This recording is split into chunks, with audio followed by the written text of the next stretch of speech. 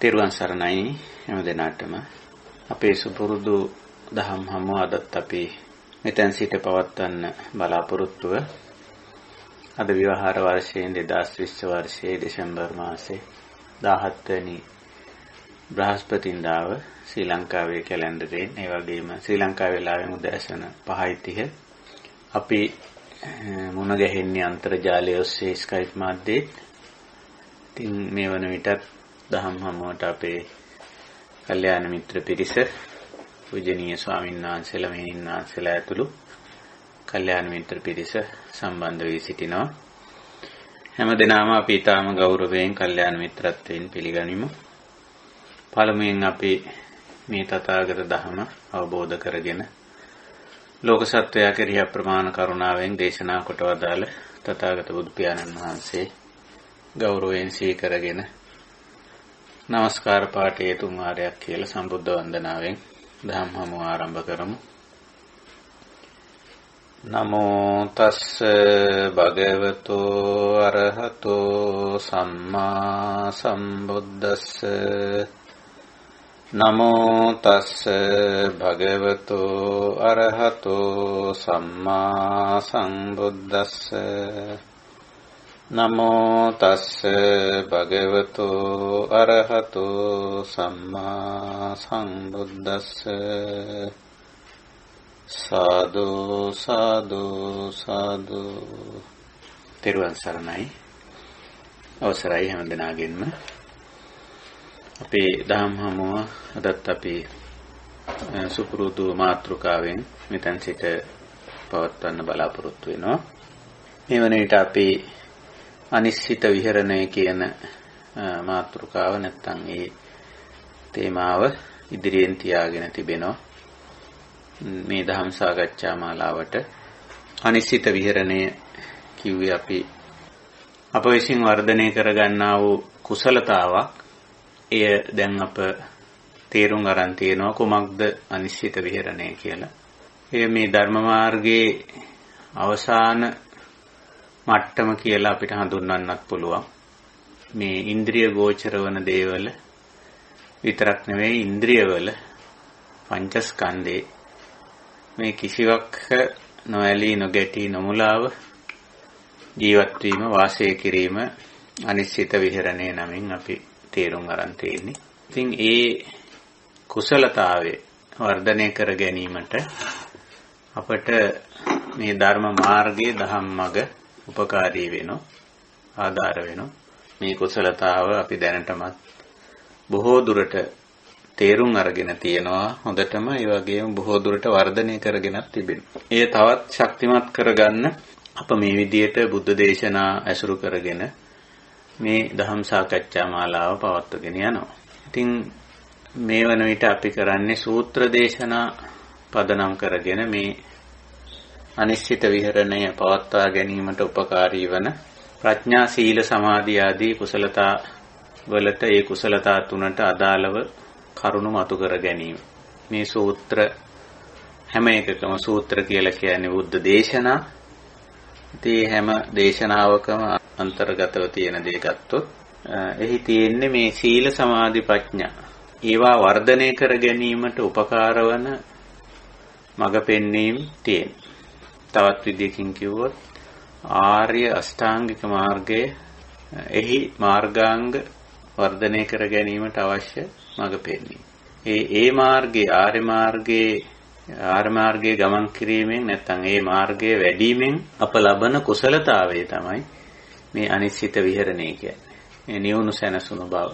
ඉතින් එය තව දුරටත් අපි ශක්තිමත් කරගන්න වර්ධනය කරගන්න තමයි මේ මාතෘකාවෙන් අපි මේ දහම් හමුව පවත්වන්නේ. එතකොට අපි මේ වන විට සූත්‍රයක් අපි ඉදිරියට අරගෙන තියෙනවා. අනත්ත ලක්කන සූත්‍රය. අපි එහෙට ප්‍රවේශ වුණා පහුගිය සාකච්ඡාවේදී.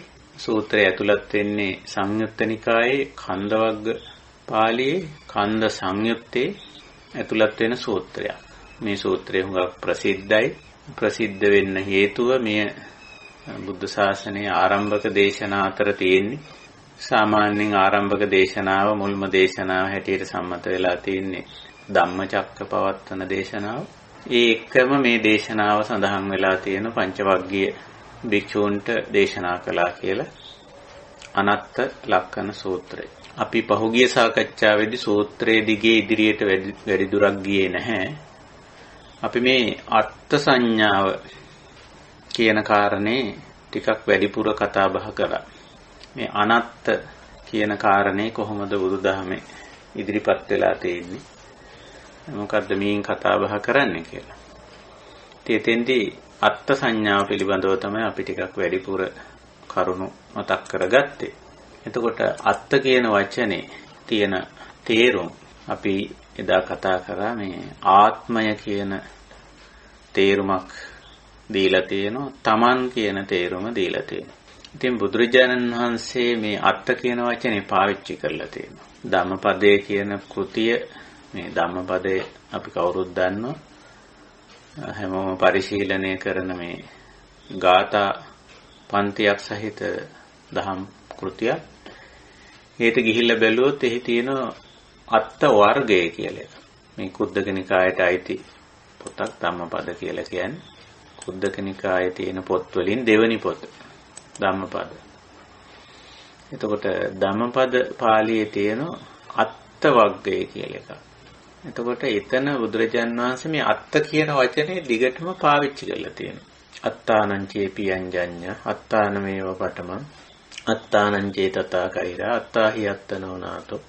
ඔය විදිහට මේ අත්ත කියන වචනේ ඉදිලා තියෙනවා, දේශනා කරලා තියෙනවා. හැබැයි එතන අදහස් කරන්නේ තමන් කියන අර්ථය. පුද්ගලයා නිතරම තමන්ගේ කය මනස දෙකට විවහාර කරන පදය තමයි තමන්. සිංහලෙන් අපි මම කියනවා. ඒක මේ ලෝක සම්මත විවහාරයක්. එහෙම විවහාර කරන්න හැකියාවක් තියෙනවා. කයක් මනසක් දෙකක් තියෙනවා. නැත්නම් නාම රූපයක් තියෙනවා. ඒ නාම රූපය හිමි අයිති ඒ තැනැත්තාට ඒ නාම රූපේ සම්බන්ධයෙන් තමන් කියන වචනේ භාවිත කරන්න පුළුවන්. ඒක නිසා බුදුරජාණන් වහන්සේත් මේ අත්ත කියන වචනේ නිතරම යොදලා තියෙන්නේ තමන් කියන අර්ථයෙන්. එහෙම නැතුව මේ ආත්මය කියන අදහසක් බුදුදහමේ කතා කරන්නේ නැහැ. එහෙම දෙයක් කතා කරන්න අපිට හැකියාවක් නැහැනේ.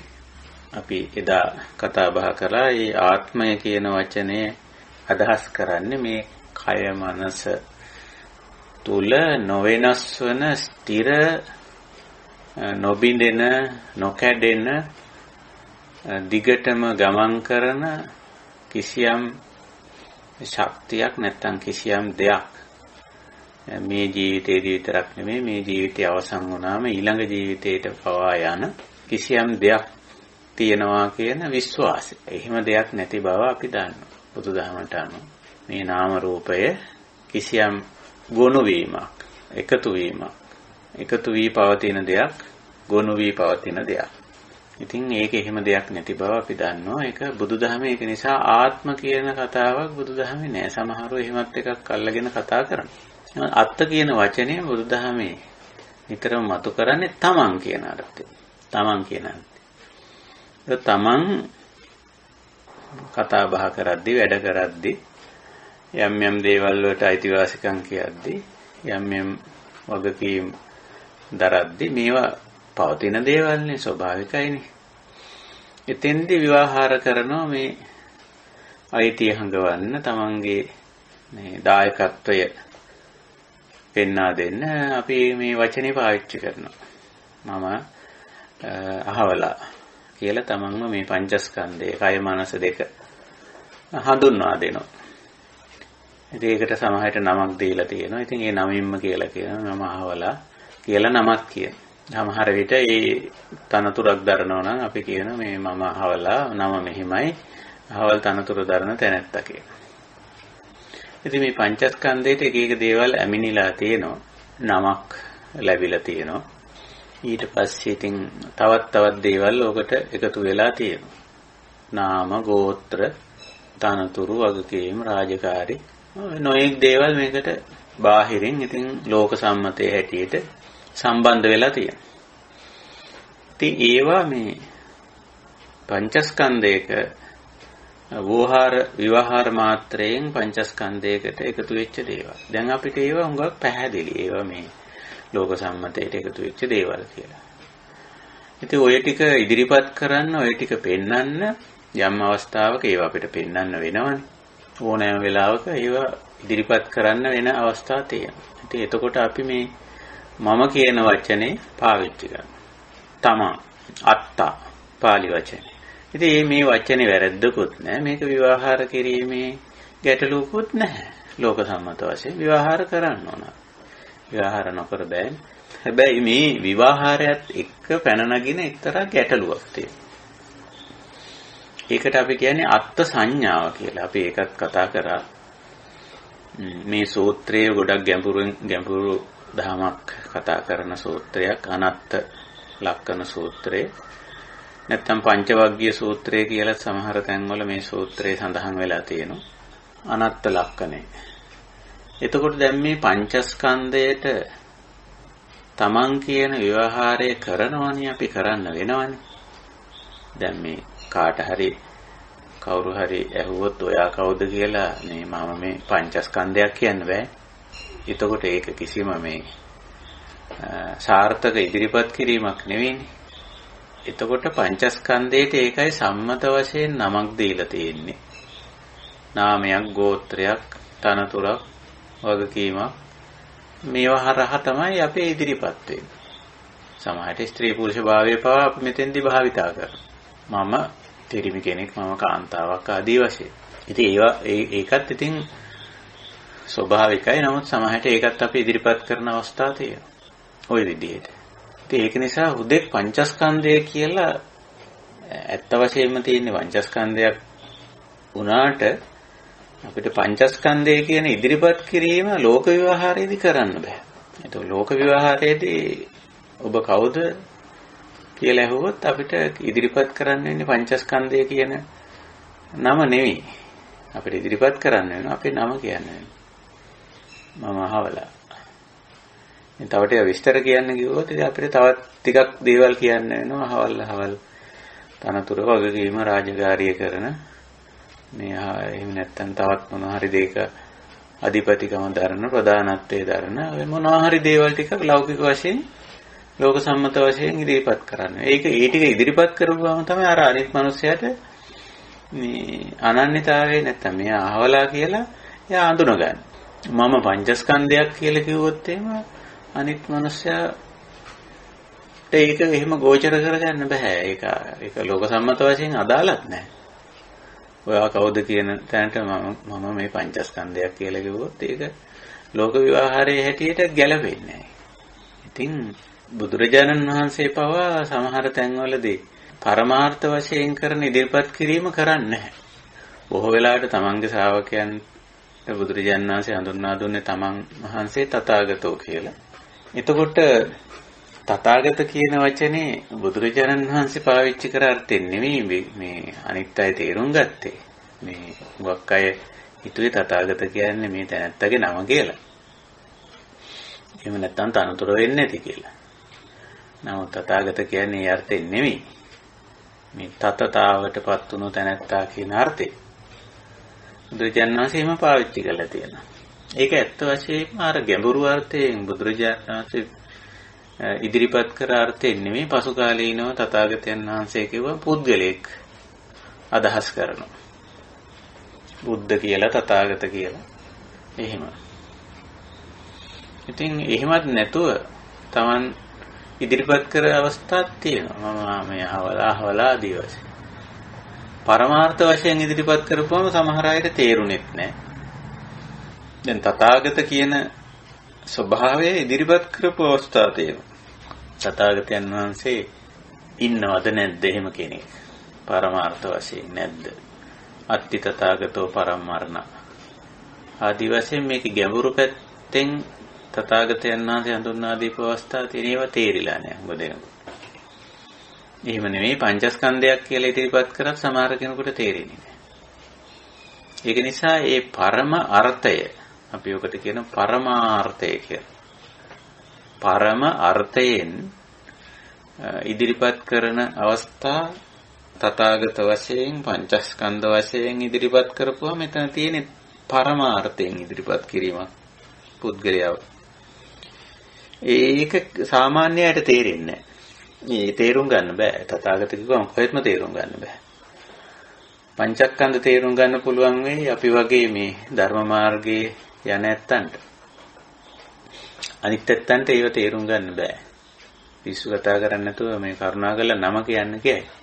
ඉතින් ඒක නිසා මේ අත්තා තමන් කියන වචනේ සාමාන්‍ය මම කියලා ව්‍යවහාර කරන්න පුළුවන්. ඔය මමට තවත් බොහෝ දේවල් අමුණලා එකතු කරලා තමයි ලෝක විවහාරයේදී තව ඉදිරිපත් කරන්නේ. මගේ නම, මගේ ගම, මගේ තනතුර, මගේ වගකීම්, මගේ රාජකාරී, මගේ යුතුයකම්, මගේ උපාධිය, මගේ දැනුම, මගේ පුහුණුව, මගේ දක්ෂකම්, කුසලතා, ඔය මහා ගොඩක් දේවල් එක තමයි මේ ලෝක සම්මතයේ හැටියට මම ඉදිරිපත් කරන්නේ. හුවා දක්වන්නේ ඉස්සරහට ගන්න. ඉතින් ඔන්න ඔය මේ මම නැත්තම් මේ පංචස්කන්ධයට එකතු වෙන දේවල් ටිකක් තියෙනවා. අර ලෝක සම්මත වශයෙන්. ඒ එකතු වෙන දේවල් ටිකත් එක්ක තමයි අර අත්ත් සංඥාව කියන එක ගොඩ නැගෙන්නේ. ඒක එක්තරා මේ අවිද්‍යාත්මක දෘෂ්ටිමය ගැටලුවක්. අපි ඒක කිව්වා කලින් සාකච්ඡාවේදී. දෘෂ්ටිමය ගැටලුවක් ඒක.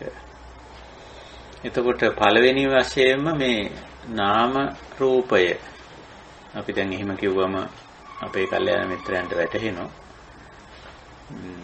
පංචස්කන්ධය ස්කන්ධ පහකට වෙන් කරාට මොකද ඒක එකට ගත්තොත් තනියෙන් පංචස්කන්ධ කියලා එක තනි වචනින් තමයි ගන්නෙ.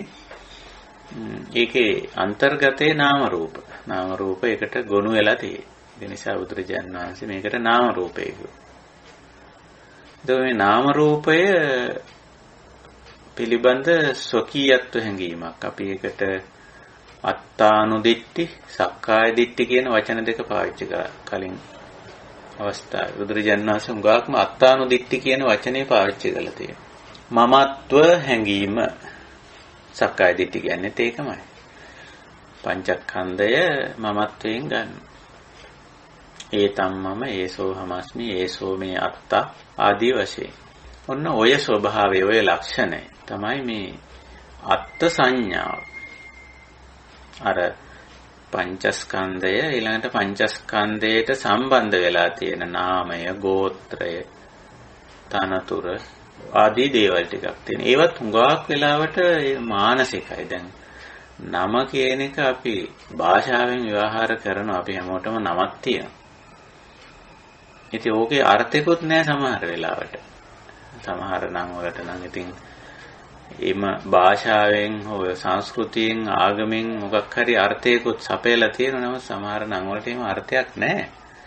නමුත් කිසියම් අපි ඔකට කියන්නේ සංඥා නාමයක් කියලා. අපි කාලයක් යනකොට මේ සංඥා නාමයට මනසින් එක්තරා ආකාරයකට ආරූඪ වීමක් වෙනවා. ඒ නම කිව්ව ගමම්ම කොහෙන් හරි අහුන ගමම්ම අපි ඒකට ප්‍රතිචාර දක්වන ගතියක් එනවා. ප්‍රතිචාර දක්වන ගතියක් එනවා. ඒක හරි අමුතු ස්වභාවයක්. දැන් මේ මගේ ජීවිතේ මම සරල උදාහරණයක් කිව්වොත් දැන් මම මේ ඉන්න පෙරදිනේ ආසන්නයේ තියෙන මේ සාරානන්ද පිරිවෙන කියලාත් එක. ඉතින් මේ අපි නුවරේ ඉඳලා මේ එන බස් එකේ ඔය ඒ පිරිවෙනට හැරෙන පාර පහු කරගෙන යන්නේ.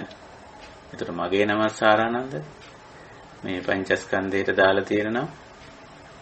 එතකොට දැන් මම දවසක් බස් එකේ එනකොට මේ බස් එකේ කොන්දොස්තර මේ බහින හෝල්ට් එකට කියන්නේ සාරානන්ද හෝල්ට් එක කියලා. ඉතින් බස් එකේ කොන්දොස්තර කිව්වා මේ සාරානන්ද බහින්න කියලා. දැන් එතකොට එයා කිව්වේ මේ බස් හෝල්ට් එකේ බහින්න කියන එකේ. බස් හෝල්ට් එක හඳුන්වන්නේ එහෙමයි. සාරානන්ද පිරිවෙනට හැරෙන තැන තියෙන ඒ බස් නැවතුම හඳුන්වන්නේ ඒ විදිහට. එතකොට දැන් බස් කොන්දොස්තර දන්නේ නැනේ මම සාරානන්ද කියලා මේ යන ස්වාමීන් වහන්සේ. එයා කිව්වේ මේ සාරානන්ද බහින්න කියලා. ඒතර දැන් ඒක මට ගෝචර වුණේ වෙනත් විදියකට. එතකොට මට ටික වෙලාවකින් තමයි කල්පනා වුණේ මේ කියන්නේ මේකයි කියලා. එතකොට වහාම මට ගෝචර වෙන්නේ මාව ඇමතුවා කියලා. අර ශබ්ද ටික ඇහුණ ගමන්ම මොකද හේතුව? මේ සංඥා නාමයේ මම එක්තරා ටික දුරක් යනකොට ඒක ආරූඪ කරගන්න මේ මම කියලා. ධාරානන්ද කියව ගමන් එතකොට අදහස් වෙන්නේ මේ මාව අමතනවා ආදී වශයෙන් කියලා. ඉතින් ඔය නාමය ඊට පස්සේ ගෝත්‍රය ඒකත් සමහර වෙලාවට ඔය ගෝත්‍ර නාමයක් තියෙනවා අපිට. සංඥා නාමයට අමතර ගෝත්‍ර නාම තියෙනවා. ගෝත්‍ර වෙලා තියෙනවා අපි ගොනු වෙලා තියෙන එක විදිහට. ඒකේ නොඑක් විදිහට භාෂාවෙන් ගොනු වෙලා තියෙනවා, සංස්කෘතික වශයෙන් ගොනු වෙලා තියෙනවා, කුල කියන ඒවයින් ගොනු වෙලා තියෙනවා. ඉතින් ඊට අදාළ යම්කිසි සංඥාවක් යම්කිසි නමක් කියපු ගමන්ම අන්න ඒකට ප්‍රතිචාර දක්වනවා. මොකද හේතුව ඒක ආරූඪ කරගෙන තියෙන ටික කාලයක් යනකොට ඒක මනසින් අරගෙන තියෙන. තනතුරු උනත් එහෙමයි. අපි හිතමු තනතුරක් තමන් තියෙන තනතුර. ඊට අදාළ තනතුරෙන් කවුරු හරි ආමන්ත්‍රණය කරනකොටම තමන්ට හිතෙන ඒ තනතුරේ ඉන්න වෙන අයත් ඉන්න පුළුවන්. තමන්ට හිතෙනවා මේ මාව අමතනවා කියලා. ওই විදිහට. දැන් ඔන්න අපිට පේන මේ අත්ත් සංඥාව ගොඩනගෙන ආකාරය. මේක ඉතින් මේවා හොඳට තේරුම් අර ගැනීම අවශ්‍යයි. අපි මේවා බලපුවම හරි හාස්‍යජනක දේවල් මේ ධර්ම මාර්ගයේ ගොඩාක් ඉස්සරහට ගිහිල්ලා බලපුවම අපි මේ එහෙන් මෙහෙන් යන කුණු රොඩු අංගේ දාගෙන ඒවත් එක්ක මේ පටලැවිලි ඉතින්. අර නම කිව්වම මේ ඉතින් වැරදිලාවත් ඒ නමට නිසි ගෞරවය නැතුව ඒක කිව්වොත් එහෙම එහෙම සිද්ධ වෙනවා. ඉතින් ඒ නමට ගෞරවයක් දෙන්න ඕන, තනතුරට ගෞරවයක් දෙන්න ඕන. ඔහොම ඉතින් ලෝක සම්මතය කියන අපිත් ඉතින් ඕව හරියට ලොකු කරලා කියනවා. මේ නම කියනකොට මේ කෑල්ලත් එක්ක කියන්නේ. එහෙම නැතුව කියන්න එපා. නිකන් සාරානන්ද කියන්න එපා. සාරානන්ද ස්වාමීන් වහන්සේ කියන්න. ඊට පස්සේ ඒක ඒ තැනත්තට මනසේ ආරූඪ වෙනවා. නිකන් සාරානන්ද කිව්වොත් එහෙම ඒක හරි නෑ. සාරානන්ද ස්වාමීන් වහන්සේ කියන්නේ. ඊට පස්සේ නැත්තම් මේ තනතුර කියනකොට එහෙම බෑ. තනතුර විතරක් නිකන් කියන්නේ බෑ. මෙහෙම ගරුපදයකුත් දාලා කියන්නේ. ඉතින් අර පුද්ගලයා ටික කාලයක් යනකොට අර ගරුපදයට ආරූඪ වෙනවා. ඉතින් ඒක නැති වුණ තැන ඉතින් ඒ තැනත්ත හිතනවා මේ මට මේ අගෞරව කෙරුවා, නොසලකා හැරියා. ආදි වශයෙන් මේ අහගෙන කුණු ගොඩක් මේ දාගෙන මේ පංචස්කන්ධයට මේ නාම ගෝත්‍ර තනතුරු දැනුගත්කම් ඒවා මේ ඔක්කොම අමුණලතේ. ඒ ඔක්කොම එකතු කරලා තමයි එකතු කරගත්ත එක්තරා දෙයක් මේ අත්ත් සංඥාව කියලා කියන්නේ. ඒක ඉතින් ගොඩ නැගුණම හරිම ගැටලුවක් ඉතින්. ධර්ම මාර්ගයේදී තමයි අපිට ඕක පේන්නේ. අපි ඕක බලපුවම ඔය මේ නිකන් කුණු ගොඩක් මහා කුණු ගොඩක් අමුණගෙන උස්සගෙන යනවා වගේ අපිට පේනවා ඒක දැන්. ඉතින් ලෝක සම්මතයේ හැටියට මොනවා කරන්නද? ඉතින් අපිට සංඥා නාමය කියන්න වෙනවා, ගෝත්‍ර නාමය කියන්න වෙනවා, තනතුරු නාමය කියන්න වෙනවා. එක අවස්ථාවල. මොකද ලෝකේ විවහාර වෙන්නේ ඒවයින්. ඒකයි බුදුරජාණන් වහන්සේ අපිට උපදේශයක් දීලා තියෙන්නේ ඕහාර මත්තේන සෝවහරියන්. විවහාර මාත්‍රයෙන් විවහාර කරන්න. නමුත් මේක ගන්න එපා. අත්තානු දිට්ටි. නැත්තම් සක්කාය දිට්ටි එන්නේ මේක දෘෂ්ටිමය වශයෙන් ගත්තම තමයි. මේක ඇත්තටම බරපතල දෘෂ්ටිමය දෝෂයක්. එතකොට මේ නම් භාවිතා කිරීම, ගෝත්‍ර නාම භාවිතා කිරීම, තනතුරු නාම භාවිතා කිරීම, දැනුගත්කම් වලට අදාළ උපාදී අරව මේවත් නම් වලට කිට්ටු කරලා භාවිතා කිරීම ඒක ලෝකේ තියෙනවා. ලෝක විවහාරයක්. වෝහාර මාත්‍රයක් ඒක විවහාර මාත්‍රයක්. ඒක එතකොට විවහාර මාත්‍රයෙන් විවහාර කිරීම විතරයි අවශ්‍ය. ඒක ගත්තොත් එහෙම අත්ත් සංඥාව අත්තානු දිට්ඨියට ඇවිල්ලා ඒ දෘෂ්ටියෙන් එතන ඉඳලා වැඩ කරන්න පටන් ගන්නවා. එතන ඉඳලා ඒ දෘෂ්ටි ගත්ත පුද්ගලයාට ඒක මහා බරපතල ප්‍රශ්නයක් වෙනවා. ඉතින් ඔය අරුදේ තමයි බුදුරජාණන් වහන්සේ මතු කරලා පෙන්නන්නේ. එහෙම නැතු මේ අත්ත් කියන වචනේ තමන් එහෙම නැත්නම් මම කියන වචනේ කිසිම දෝෂයක් නැහැ. ඒක විවහාර වෙනවා මූලික වශයෙන්ම පංචස්කන්ධය. පංචස්කන්ධයේ හිමිකරුවා අයිතිකරුවා කියලා අපි කියමු. ඒ තැනැත්තා මේ පංචස්කන්ධය හඳුන්වන්න මූලික වශයෙන් යොදන්නේ අත්තා මම කියන වචනේ. නමුත් මේ මම කියන වචනේත් එක්ක ගොඩනැගිලා ඉන අත්ත සංඥාව සහ අත්තානු දිට්ඨිය ඒක ඉතින් බරපතල අකුසල තත්ත්වයක්. ඒක අවිද්‍යාව නිසා මේ පංචස්කන්ධයට මෙහෙම විවහාර කිරීමක් විතරයි මෙතන තියෙන්නේ. මේකේ හැබෑ තත්ත්වයක් නැහැ. යථා භූතයට ගිහිල්ලා බලපුවහම මෙතන තියෙන්නේ පංචස්කන්ධයක් විතරයි. නමුත් ව්‍යවහාර ලෝකයේ මේ විදිහට පංචස්කන්ධ වෙන් කරලා අඳුන ගන්න ඕන නිසා නම් දීලා තියෙනවා.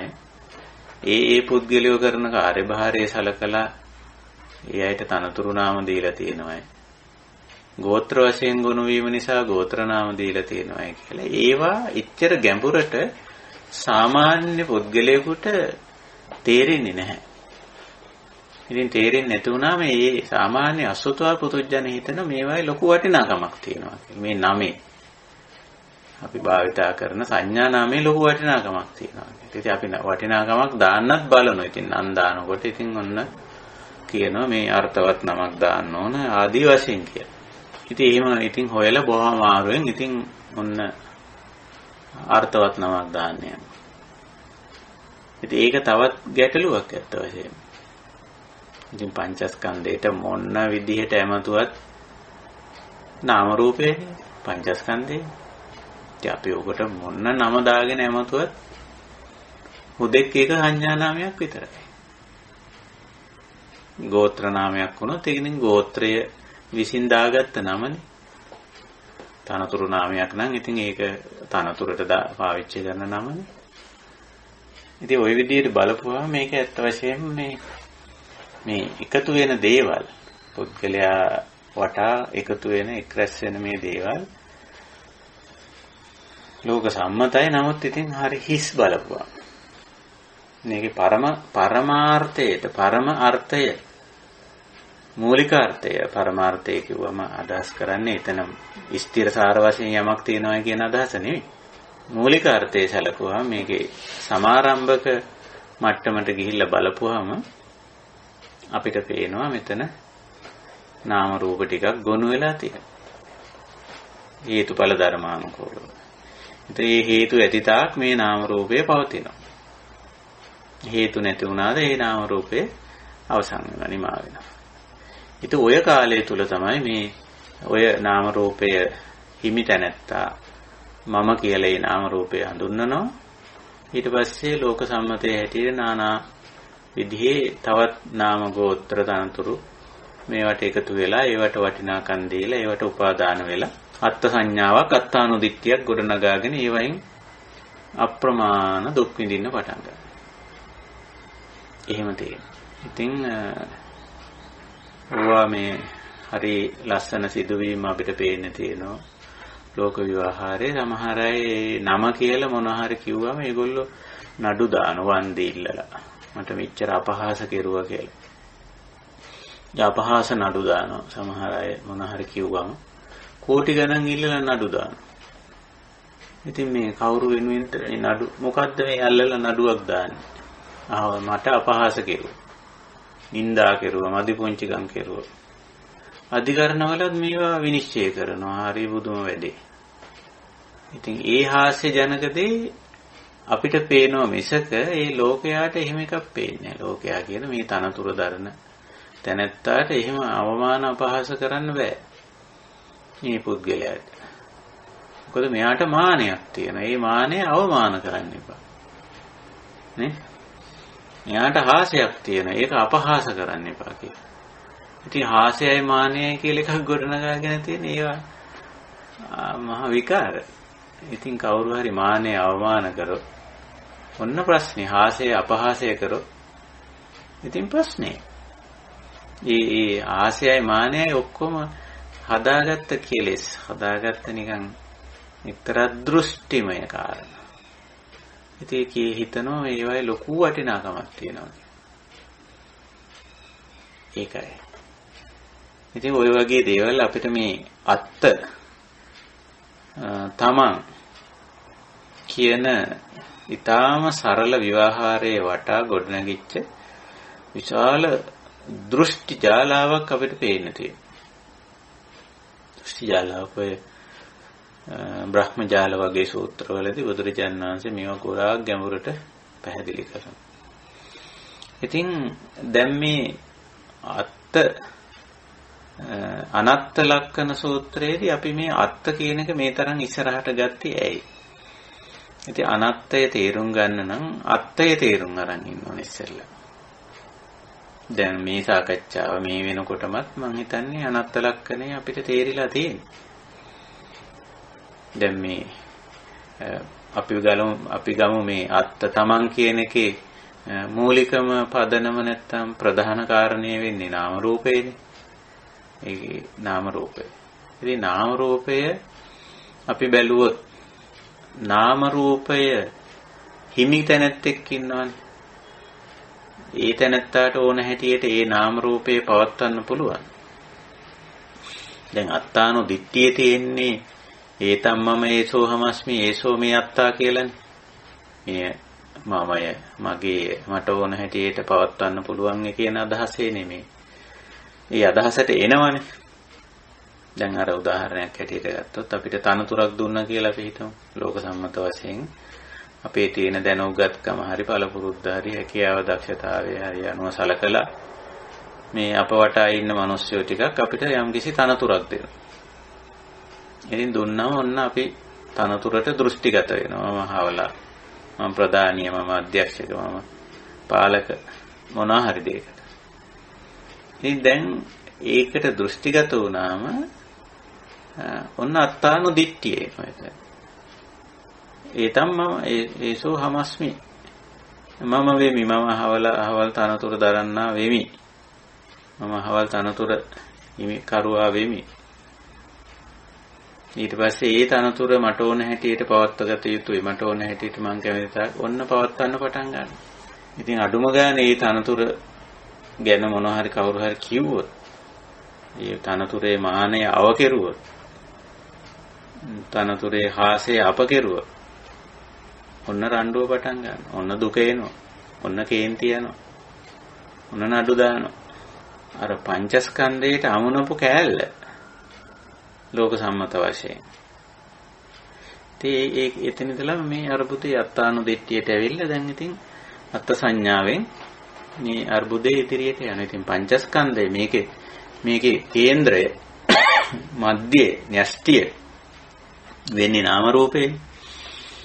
ඒක දිහා බැලුවත් අපිට පේනවා ඒක මම කියලා ගන්නවත් මගේ කියලා ගන්නවත් මට ඕන හැටියට මං කැමති විදිහට පවත්වන්නවත් බැරි බව. හොඳට භාවනාත්මක වුණොත් අපිට පේනවා මේ පංචස්කන්ධය යන තමයි අපි හුඟක් භාවනාත්මක වෙන්න ඕන. බුදුරජාණන් වහන්සේ ප්‍රඥා භාවනාව කෙලින්ම ඉලක්ක කරලා තියෙන පංචස්කන්ධයට නැත්තම් නාම රූපයට. හැමතිස්සෙම බුදුරජාණන් වහන්සේ ඒක ඉලක්ක කරලාමයි ප්‍රශ්න අහන්නේ අපේ. මේ රූප වේදනා සංඥා සංකාර විඥාන රූපම් භික්ඛවේ නිච්ඡං වා අනිච්ඡං වා කොහොමනේ අහන්නේ වේදනා නිච්ඡං වා අනිච්ඡං වා කියලා. මේ විදර්ශනා භාවනාව නැත්නම් ප්‍රඥා භාවනාවේදී කමඨහන කරන්නෙම පංචස්කන්ධේ නාම රූපේ. ඊට පස්සේ අවිනිච්ඡ ගැන බුදුරජාණන් වහන්සේ එච්චර අහන්නේ නැහැ. ඔබේ ගෝත්‍ර නාමයේ නිට්ටයද අනිත්‍යද, ඔබේ සංඥා නාමයේ නිට්ටයද අනිත්‍යද, ඔබේ තනතුර නිට්ටයද අනිත්‍යද, ඒව අහන්නේ නැහැ. අහන්න දෙයක් නැහැ. මොකද අර මේකෙන්නේ මධ්‍ය න්‍යෂ්ටිය මේ ඒකම අනත්ත නම් එහෙනම් එතනින් එහාට මේක අනිත්‍ය ඒකට ඇමිනිලා තියෙන දේවල් ඒකට මේ සම්බන්ධ වෙලා තියෙන දේවල් වල නිට්ටය අනිත්‍යතාවය ප්‍රශ්න කරන්න අවශ්‍යතාවය නැහැ. ඒක නිසා බුදුරජාණන් වහන්සේ ප්‍රඥා භාවනාවේදී විදර්ශනා භාවනාවේදී ඉලක්ක කරන්නේම මධ්‍ය කේන්ද්‍රය මධ්‍ය න්‍යෂ්ටිය මූලික පදනම බේස්මන්ට් එක. ඒක පදනම හරියටම තේරුම් ගත්තම එතනින් ඒක පායේ පදනම මත නාම රූපේ මත ගොඩනගෙච්ච මේ සංඥා ගෝත්‍ර තනතුරු වගකීම් යුතුකම් රාජකාරී ඒ ඔක්කොම ආයෙ කතා කරන්න දෙයක් නෑ. මොකද අර අනිත්‍ය දෙයක් මත ගොඩනැගිලා තියෙන දේවල් කොහොමද නිට්ටය වෙන්නේ? ඒ විදිහට. ඉතින් අපිට ඕන නම් අනිත්‍ය ඒව ගැනත් ඒ විදර්ශනා දැක්මෙන් බලන්න පුළුවන්. මගේ මේ සංඥා නාමයේද නිට්ටයද අනිත්‍යද? දැන් සංඥා නාමයේ බලන්න සමහරන්ගේ සංඥා නාම වෙනස් වෙනෝනේ ටික කාලයක් යනකොට. පුංචි කාලේ අපිට අම්මයි තාත්තයි දීපු නම සමහරව මේ කාලයක් යනකොට ඒක වෙනස් කරගන්න. වෙනස් විවිධ හේතු නිසා ඉතින් වෙනස් වෙනවා.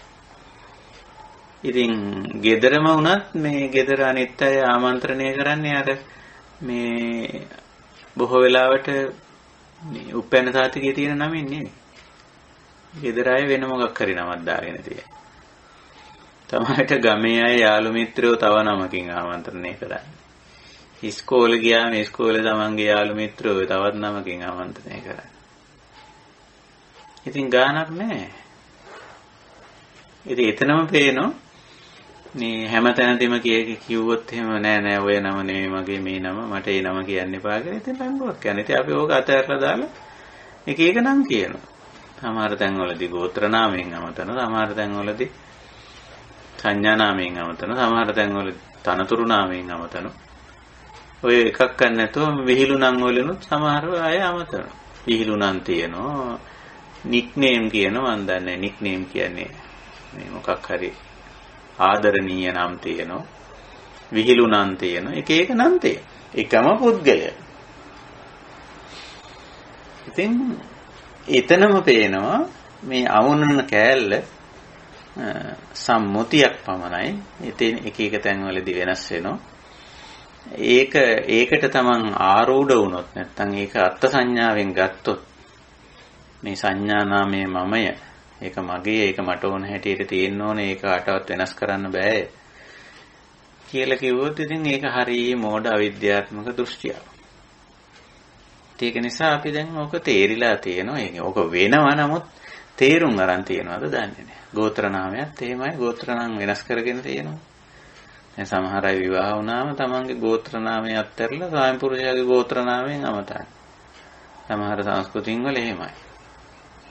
මේ පිරිමි කෙනාගේ නම දාලා තමයි කාන්තාවටත් අමතනවා මිසස් අහවලා කියලා. එහෙමයි අමතන්නේ. එතකොට දැන් අරයාගේ ගෝත්‍ර නාමයෙන් අනිත් එක්කෙනත් අමතන. කවුරුත් රණ්ඩු වෙන්නේ නැහැ. ඔකට මේ මට එහෙම කියන්න එපා. මගේ ගෝත්‍ර නාමය මේකයි කියලා. ඉතින් එහෙම විවාහර තියෙනවා. ඉතින් යම් කෙනෙක් අරක උපාදාන කරගෙන හිටියොත් එහෙම ඇයි මට මේ වෙන වෙන අයගේ නම් වලින් අමතන්නේ මගේ නම මේක නේ කියලා ඉතින් රණ්ඩුවක් කරගත්ත හැකි. නමුත් එහෙම වෙනවා. තනතුරු නාමයේ තනතුරු ඉන්නකන් තනතුරේ ඉන්නකන් ඒ තනතුරෙන් ආමන්ත්‍රණය කරනවා. ඒ තනතුර නැති වුණාම ඒකෙන් අමතන්නේ නැහැ. මේ සමහරව විශ්‍රාම ගියන් පස්සෙත් එහෙම හැමතීම බලාපොරොත්තු වෙනවා. විශ්‍රාම ගියාම ඉතින් ඒ තනතුර නැහැ. ඒ වුණාට ඒ අයකට ආරූඪ වෙලා ඒක උපාදාන කරගෙන ඒ සංඥාව තියෙනවා තාම. ඉතින් ඒක නිසා කියන්න වෙනවා සමහර තැන්වල විශ්‍රාමලත් අහවලා කියලා. හරිම ප්‍රශ්නයක් ඉතින්. නොකියුවොත් එහෙම ඒ දැන් විශ්‍රාම ගිහිල්ලා ඒ තනතුරේ නැහැ දැන්. ඒකෙන් අයින් කරලා. ඒකට කියන්න වෙනවා විශ්‍රාමලත්. එහෙම නැත්නම් හිටපු. හිටපු ජනාධිපති. හිටපු ඇමතිතුමා. හිටපු අධ්‍යක්ෂකතුමා. විශ්‍රාමලත් අහවලා. හරි හාස්‍ය ජනකයි තියෙන්නේ. මොකද්ද මේ? මේ තමයි අර අත්ත් සංඥාව. ඒක මගේ කරගෙන මම කරගෙන ඒ ස්වභාවය. ඉතින් මේවා මේ අපි මේ කතා කරන දේවල් මේ ලෝකේ විවහාරයේ තියෙන නමුත් මේක ඇතුලේ තියෙන ලොකු ගැඹුරක්. මේ අත්ත් සංඥාව ඇතිලා ඒ වයින් මිනිස්සු හදාගන්න දෘෂ්ටිමය දෝෂ ගැටලු තියෙන. ඒක ඔය විදිහයි. මේක ගොඩ නැගින්නේ මේකේ උදෙක් පංචස්කන්ධය මම කියලා මගේ කියලා මට ඕන හැටියට හිතනවා විතරක් නෙවෙයි. පංචස්කන්ධයට දෙන සංඥා නාමය මම කියලා හිතනවා. මගේ කියලා හිතනවා. මට ඕන හැටියට පවත්වා ගත යුතුයි කියලා හිතනවා. ඒකට ලැබිලා තියෙන ගෝත්‍ර නාමය මම කියලා හිතනවා. මගේ කියලා හිතනවා. මට ඕන හැටියට තියෙන්න ඕන කියලා හිතනවා. තනතුර නම් තනතුරු නාමය මම කියලා ගන්නවා. මගේ කියලා ගන්නවා. මට ඕන හැටියට තියෙන්න ඕන කියලා. ඉතින් ඒකයි තියෙන්නේ. ඔයයි යම් සම්මුතික විවාහාරේනොත් තියෙන. ඒවා ඉතින් ඉක්මවල අපි පාවිච්චි කරන්නේත් නැහැ. මොකද සම්මුති සත්‍යයේ තේරුම් ගන්නවා කියන එක ඒක සමහර වෙලාවට හරි මේ දුෂ්කරයි. දැන් අපි හිතමු උදාහරණයක් ඇටියට යම් පුද්ගලයෙක්ගේ තනතුරු නාමය වෙනත් කෙනෙක් භාවිතා කරන්නේ නැහැ. භාවිතා කරන්නේ නැහැ. ජනාධිපති කියලා වෙන කෙනෙකුට පාවිච්චි කරන්න බෑනේ. ඒක පාවිච්චි කරොත් ඒක සම්මුතික ගැටලුවක් පැන නගන. සම්මුතික ගැටලුව පරමාර්ථ වශයෙන් ඒක ඇති දෙයක් නැහැ. නම සම්මුතික ගැටලුවක් පැන නගන. ඒක නිසා අපි සංඥා නාමයේවත් ගෝත්‍ර නාමයේවත් තනතුරු නාමයේවත් තමන් අදාළ නැති මේ පංචස්කන්ධයට අදාළ නොවන ඒවා අපි භාවිතා කරන්නේ. එතන නිකන් අරුබුද ගැටලු ප්‍රශ්න පැන නගින නිසා. ඔන්න ඔය විදිහට මේවයි තියෙන සම්මුතික විවාහවල අපි තේරුම් ගත යුතු දේවල්. ඉතින් හොඳයි මේ අත්තානු දිට්ඨිය නැත්තම් සත්කාය දෘෂ්ටිය අපි ඔකට කියනවා. ඒක ගොඩනගෙන ආකාරය පිළිබඳව අපි ටිකක් මේ කතා බහ කරේ. ඉතින් අපි සූත්‍රය කතා කරන නිසා අපි සූත්‍රයට ටිකක් වැඩිපුර අවධානය යොමු කරන්න කැමති වෙනවා මෙතෙන් සිට. පහුගිය සාකච්ඡාවේදී අපි සූත්‍රයේ මූලික කොටසට අවධානය යොමු කළා. මේක බුදුරජාන් වහන්සේ පංචවග්ගීය භික්ෂුන් නමතා කරන දේශනාවක් කියලා. ඉතින් මුලදී මේ ආර්ය අෂ්ටාංගික මාර්ගයේ දේශනා කරලා එහි සම්මා දිට්ඨියට අදාළව සම්මා සංකල්පයට අදාළව මේ දේශනාව කෙරෙන්නේ. දෘෂ්ටිමය ගැටලුව දුරු කරන්න. ඉතින් එතෙන්දී බුදුරජාණන් වහන්සේ මේ මම කලින් සාකච්ඡාවේදීත් කිව්වා මේ නාම රූප ඉදිරිපත් කරගෙන තියෙන රූපං වේදනා සංඥා සංඛාර විඥාන ස්කන්ධ කතාවකුත් මෙතන නැහැ. ස්කන්ධ රූපක්ඛන්ධම් භික්ඛවේ අනත්තා කියන්නේ රූපම් භික්ඛවේ අනත්තා.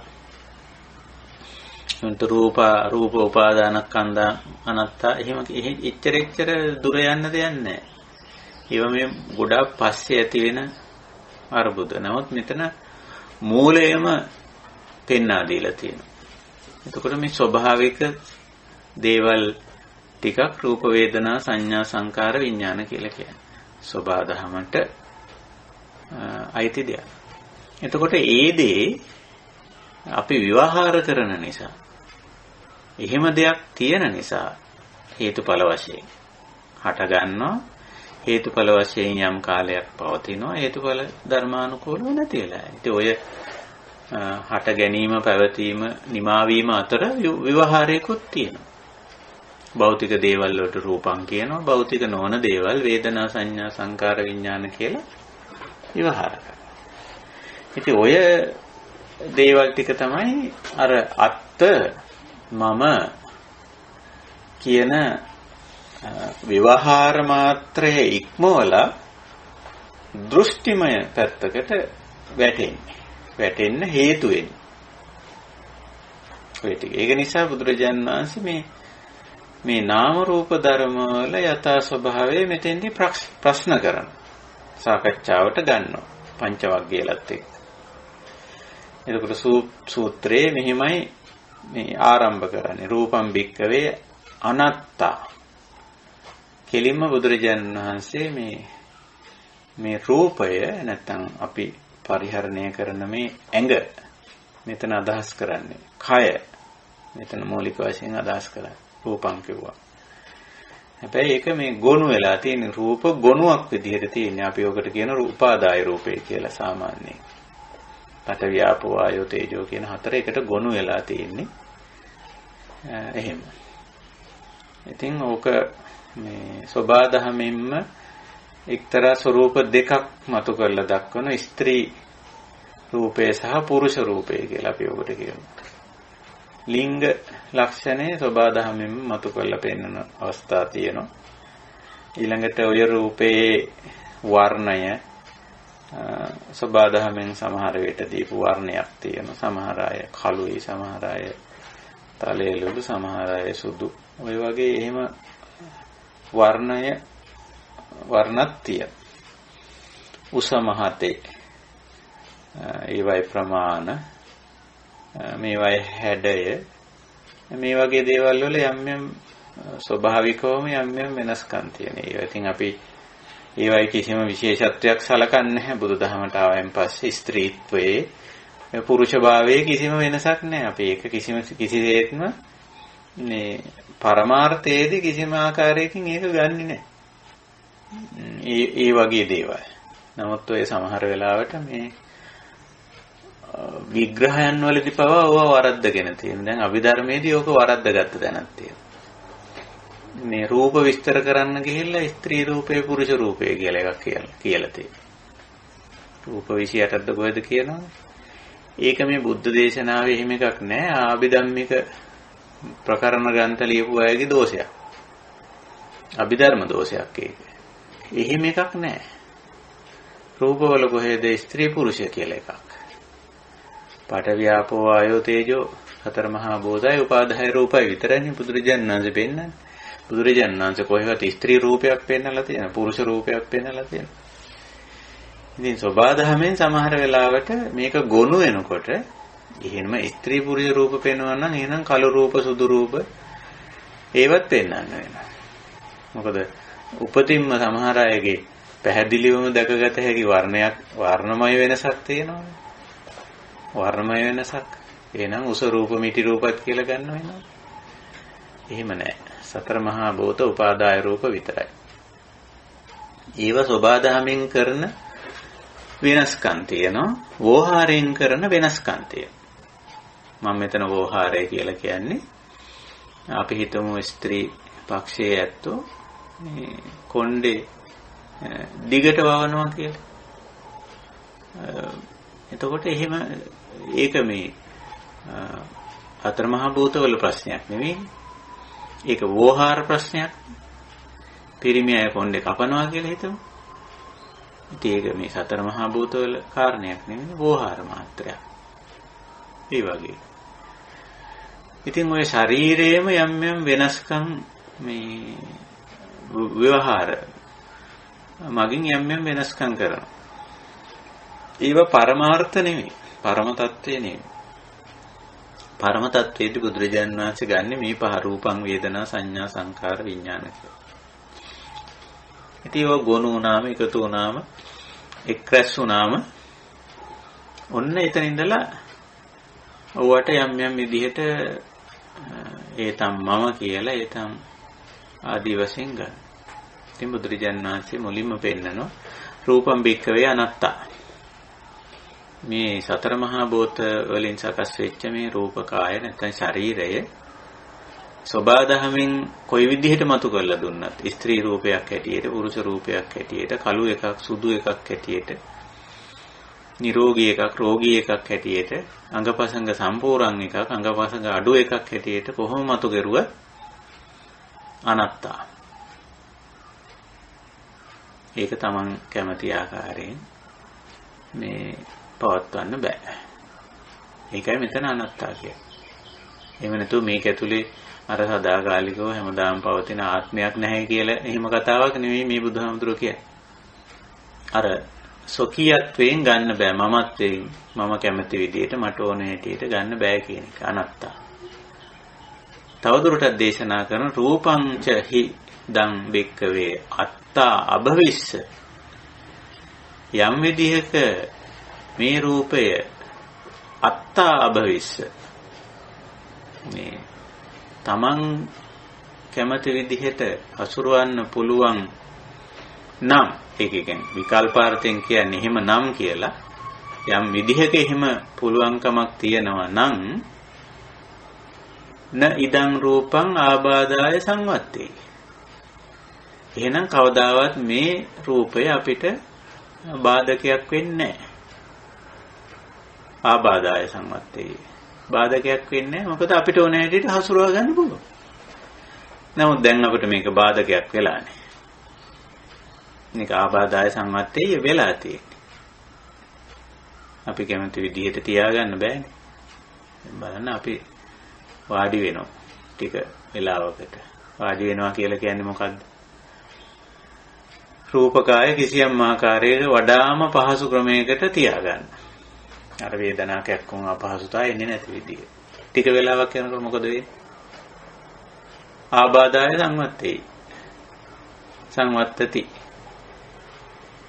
දැන් අපිට මේකම බාධාවක් කරනවා. ඉතින් ටික වෙලාවක් යනකොට කැක්කුම එනවා, අපහසුතාවය එනවා. ඉතින් අපි එහෙට මෙහෙට වෙනවා, ඇඹරෙනවා, දිගාරිනවා, අකුලනවා. අන්න. මේක අත්තා වුණා නම් මම කැමති විදිහට පවත්වන්න පුළුවන් හැකියාවක් තියෙනවා නම් එහෙනම් මෙහෙම ආබාධයක් වෙන්නේ නැහැ. ඒකයි මේ බුදුරජාණන් වහන්සේ. නයිදන් රූපං ආබාධාය සංවත්තේ. ඊළඟට කියන ලබේත ච රූපේ එවං මේ රූපං හෝතු එවං මේ රූපං මා හෝසීති. අපෙන් අහනවා මෙන්න මෙහෙම එකක් ලැබෙනවද? මෙතන ලබේත කියන්නේ මෙහෙම අත්දැකීමක් ඔබට තියෙනවද කියලා මේ අහන්නේ. පංචවග්ගයලගෙන් අහනවා අපෙන් අහනවා එවං මේ රූපං හෝතු එවං මේ රූපං මා හෝසි. මෙන්න මේ විදිහට මගේ රූපකාය රූප ධර්ම ටික විය යුතුයි. එහෙම නැත්නම් මට ඕන විදිහට මේ ටික මෙහෙම තිබුණා, මේ මට ඕන විදිහට පවත්ව ගත්තා. යන්නේ එවැනි අත්දැකීමක් ඔබට තියෙනවද? එහෙම එකක් ලැබෙනවද? අපි මෙහෙම වේවා කිව්වොත් හරි, මෙහෙම නොවේවා කිව්වොත් හරි. අන්න ඒ වගේ දෙයක් ඒ විදිහටම ලැබෙනවද? ප්‍රශ්න කරමු. අස්මාචකෝ භික්ඛවේ රූපං අනත්තා තස්මා රූපං ආබාධාය සංවත්තති. ඊට වගේ අත්දැකීමක් ලැබෙයි. රූපේ අනාත්ම නිසා, අනත්ත නිසා. අපි කැමති ආකාරයට පවත්වන්න බැරි නිසා රූපං ආබාධාය සංවත්තති. රූපය රූප කාය රූප ධර්මයේ නිතරම බාධාකාරී විදිහට ආබාධාය තමයි පවතින්නේ. ඉතින් ඒකත් අපි මේ ආබාධ කියන වචනේ බුදුරජාණන් වහන්සේ විවහාර කරන්නේ විවහාර මාත්‍රේ. දැන් අපි අපේ ශරීරයේ කිරියව්වක තියාගන්න බැරි ලක්ෂණේ තියෙනවා. ඉතින් ඕක හුඟක් අය තේරුම් ගන්නේ නැහැ. බණ භාවනා කරන්න යන ඇත්තොත් හුඟක් වෙලාවට මේ මම අර කලින් අවස්ථාවේ කිව්වා එක විදිහක තියාගෙන ඒ විදිහටම තියාගන්න පුළුවන් කියලා හිතා ගන්න. මගේ ශරීරය මෙහෙම. ඒවම් මේ හෝතු.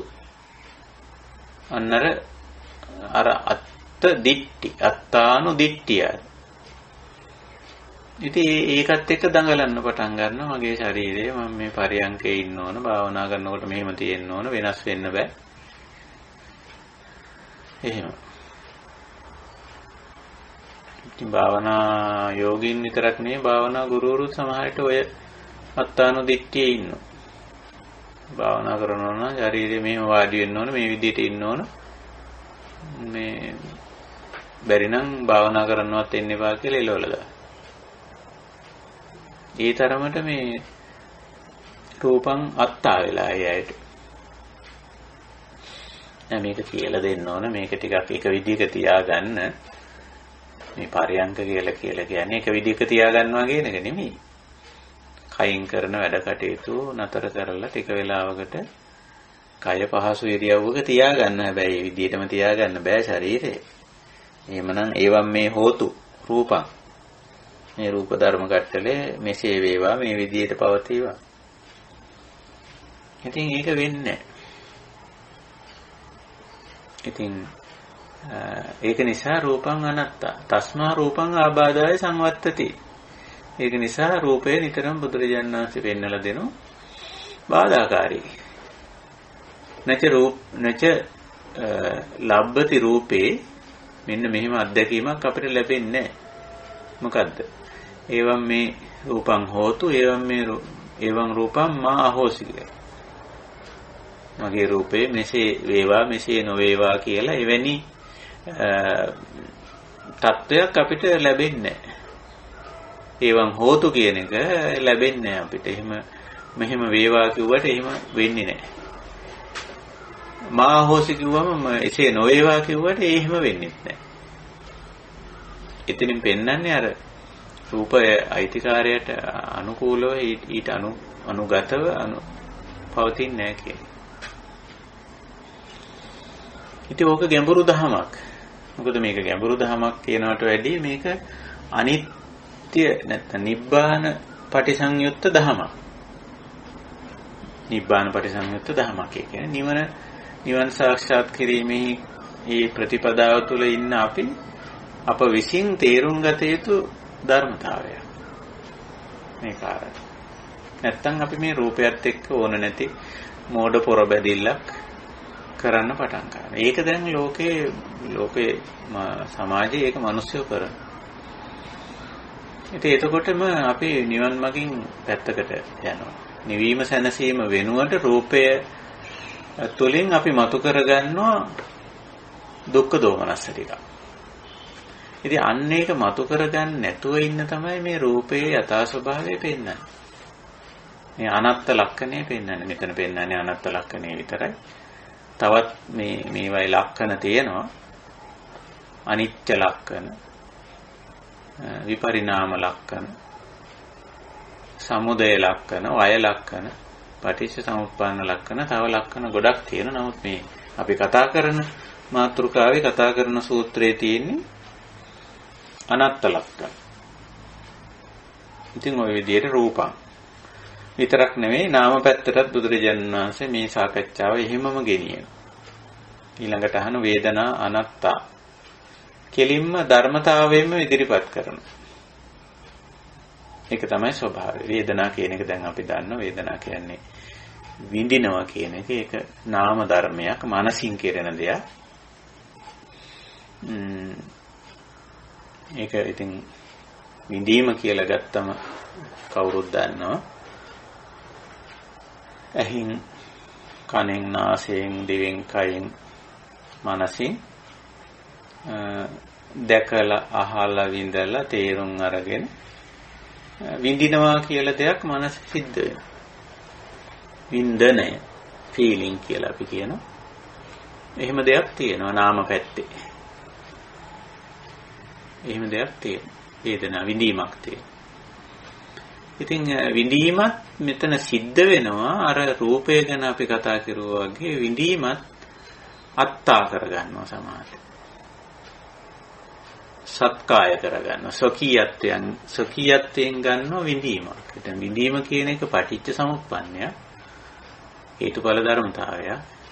දැන් අර ඇස කන නාසය දිව කය කියලා අර මුලින් කියන රූප කායේ නැත්නම් ඇඟේ ශරීරයේ හේතුඵල ධර්මානුකූල සබා දහමට අනුව ඇහ කන නාසය දිව කය ඔය ටික ගොනු වෙලානේ තියෙන්නේ.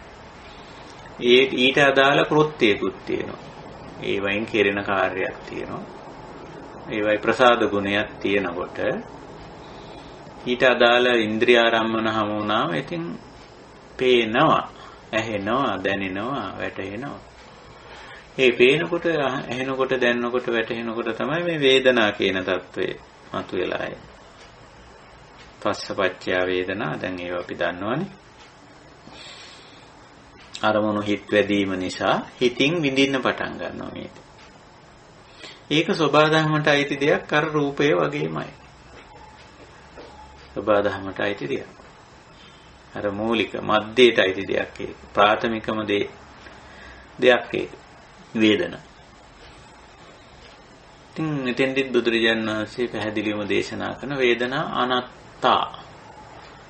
වේදනා හිදං වික්ඛවේ අත්තා අබවිස්ස නයිදං වේදනා ආබාධාය සංවත්තේ. මේ වින්දනය කියන එක අපිට ඕන විදිහටම පවත්ව ගන්න පුළුවන් නම් වින්දනය අපිට බාධාකාරී ලෙස පවතින්නේ නැහැ.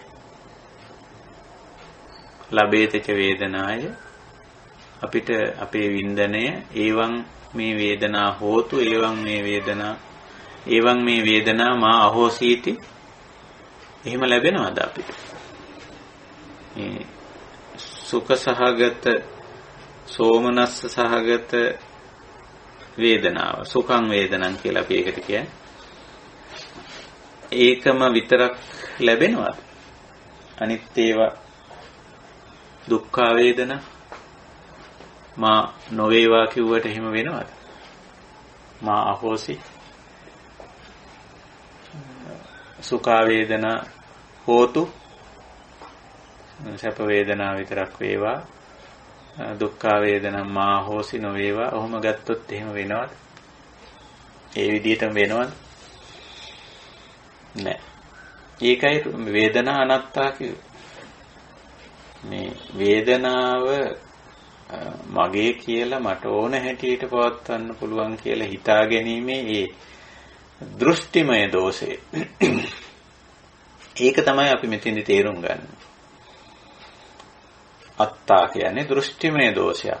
දෘෂ්ටිමය ගැටලුව. ඉතින් ওই වේදනාව අපි හේතුඵල ධර්මානුකූලව සලක ගන්නවා වෙනුවට අර මමත්වයෙන් ස්වකීයත්ව හැඟීමෙන් ගන්නවා. එහෙම ගන්නේ ඇත්තටම අසුතව පුතුජන මට්ටමේදී එහෙම ගන්නවා.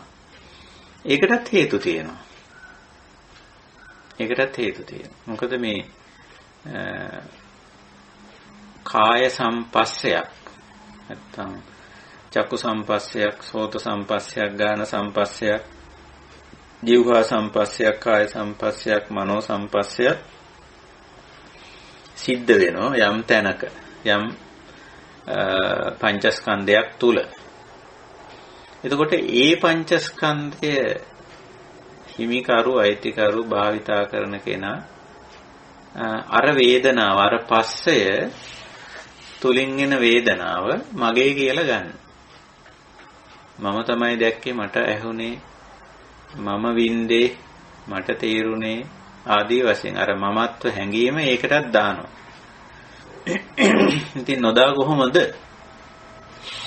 කියලා කෙනෙක් ප්‍රශ්න කරන්න පුළුවන්. මේ වෝහාර මත්තෙන් විවාහාර මාත්‍රයෙන් ගත්තොත් එහෙම දාන්න වෙනවා. මගේ වේදනාව මම විඳිනවා, මම සැප විඳිනවා, මම දුක් විඳිනවා ආදී වශයෙන්. අනිත් අයටත් අපි ආරූඪ කරලා දක්වනවා අරයා සැප විඳිනවා, අරයා දුක් විඳිනවා ආදී වශයෙන්. ඒ තමන්ගේ විවහාර මාත්‍රය අනිත් තැනටත් ඒ විදිහටම ආරූඪ කරනවා.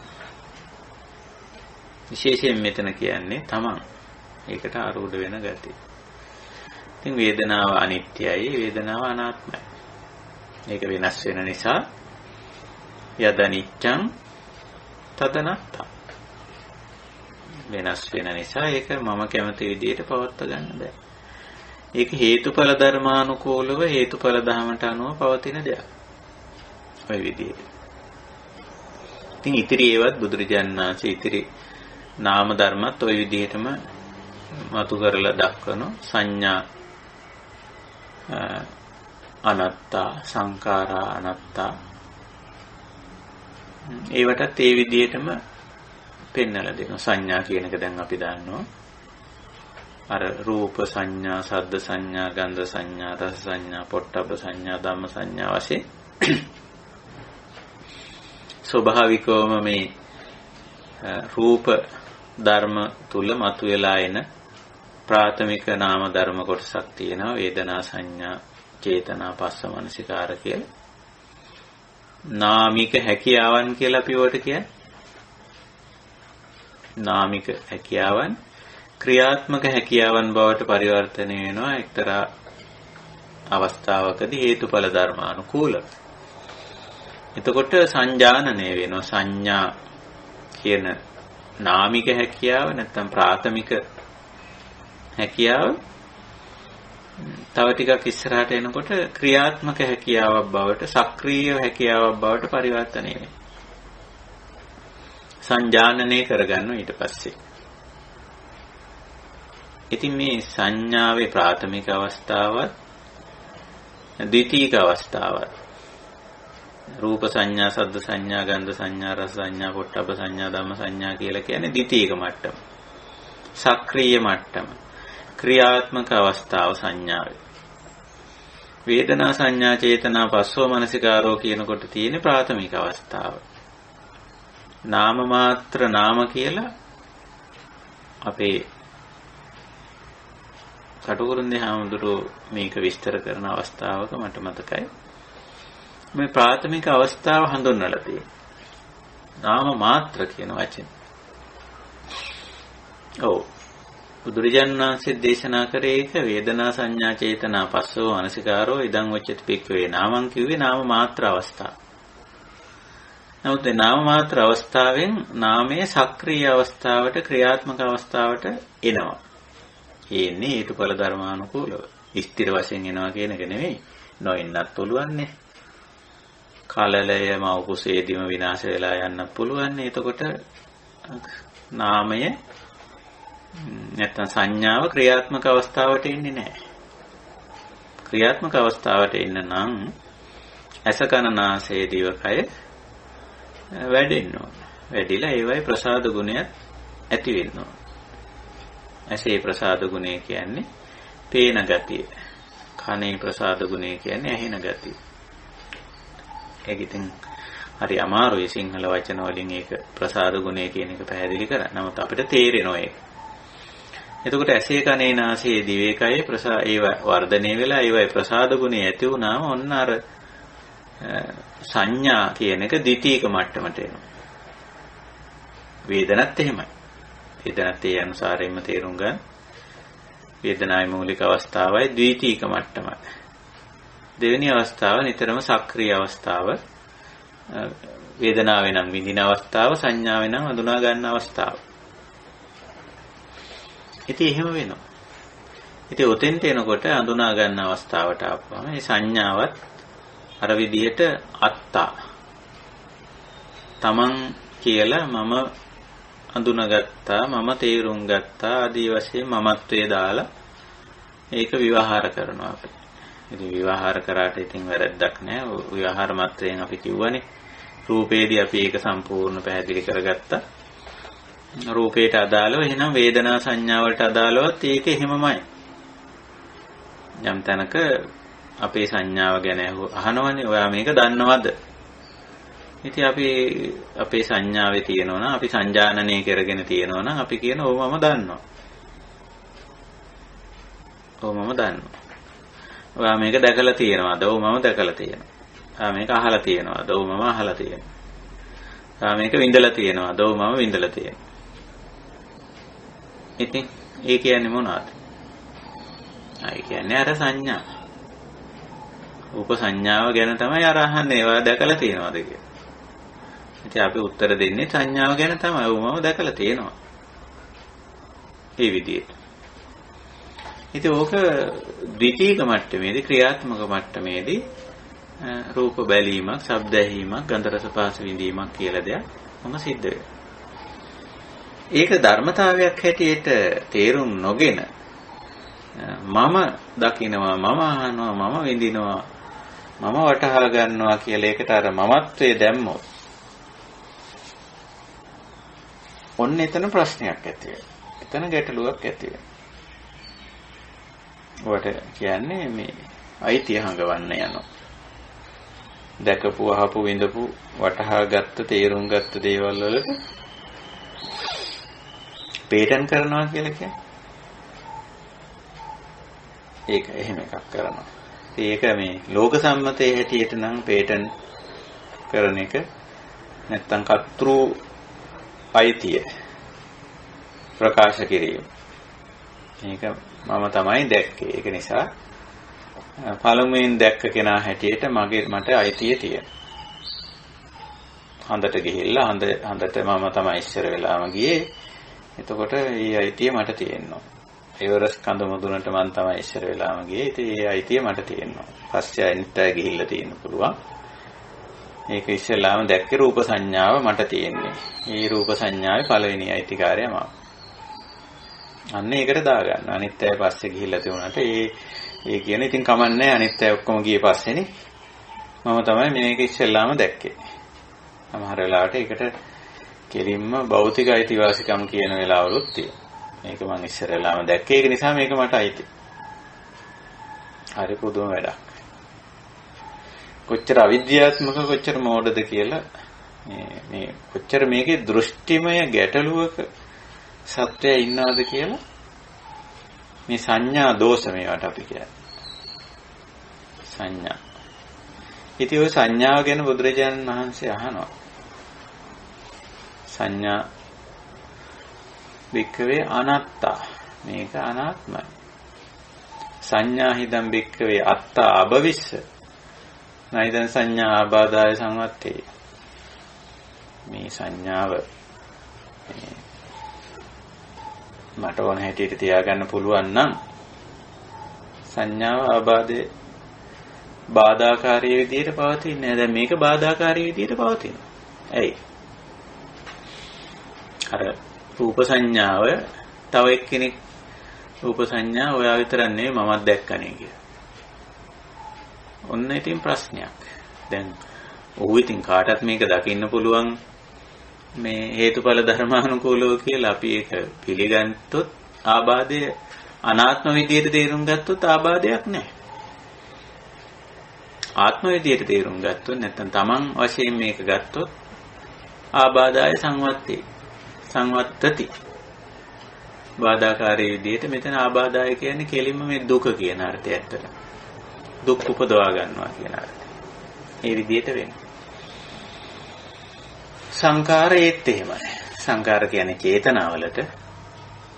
ඉතින් චේතනාවේ අර විවහාර අවස්ථාව ද්විතීක මට්ටම සංකාර කියන්නේ. චේතනාකරණයේ මූලික නාම මාත්‍ර චේතනා ස්වභාවිකව මේ කලලයේ තුල තියෙන චේතනාකරණය කිරීමේ හැකියාව තියෙනවා. චේතනාකරණය නෙවෙයි. චේතනා කිරීමේ හැකියාව තියෙනවා. හැබැයි යමක් අඳුනගත්තයින් පස්සේ ඇඳිනීමත් එක්ක හිතන්නත් පුළුවන් වෙනවා. ඉතින් හිතන එකත් ස්වභාවික දෙයක් නේ. සංකාර චේතනාකරණේ ස්වභාවික දෙයක්. ඉතින් ඒකත් අත්තා කරගන්නවා සමහර වෙලාවට. ඔය අපි කියන්නේ මේ අපි හිතලා concept හදාගන්න. සංකල්ප කියලා අපි කියන්නේ.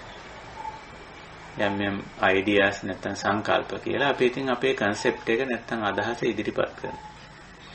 අනිත් අයත් බලනවා හරි හොඳ අදහසක් නේ මේක. හරිම ප්‍රයෝජනවත්, හරිම වටිනවා. හරිම ප්‍රැක්ටිකල් මේක මේ තියෙනවා. ඉතින් ඔන්න ඔය සංකාරයට ඔය මනෝ සංකාරය අත්තා කරගන්නවා. ඒතම් මම ඒසෝ හමස්මි ඒසෝ මේ අත්තා. මම තමයි එහෙම හිතුවේ. ඒක මගේ අදහස. ඒ මගේ අදහස මට ඕන හැටියට ක්‍රියාත්මක වෙන්න ඕනේ. ඒක වෙනස් කරන්න බෑ. සමහර වෙලාවට අර concept එක අනිත් අය මේ edit කරන්න, සංශෝධනය කරන්න ඉදිරිපත් වුණොත් එහෙම අර ඒක මමත්වයෙන් ගත්ත කෙනා එක ඔන්න ප්‍රණ්ඩුව පටන් ගන්නවා. ඔන්න දුක එනවා. එයාට ඉස්සර වෙලාම දුක එනවා. ඇයි? අයියෝ මගේ අදහස මම මෙච්චර හොඳට ඉදිරිපත් කර අදහස මේ සංකල්පේ මේ සංකාරේ මේ අය මේ වෙනස් කරනවා නේද කියලා. එහෙම වෙනවා. අනිත් අය විසින් මේක සමහරට නොසලකා හැරියොත් ගණන් නොගත්තොත් එතනත් මේ අරුබුදේ එතනත් මේ ගැටලුව පැනනවා. අත්තා තමාගේ කොට සැලකුවොත් ඉතින් තමාගේ කොට සලකන්න දෙයක් නැහැ. මේ ඇති වෙන සංකාරයේ චේතනාව හේතුඵල ධර්මානුකූලයි. සංඥා නිසා ඒක ඇති වෙන තත්ත්වය.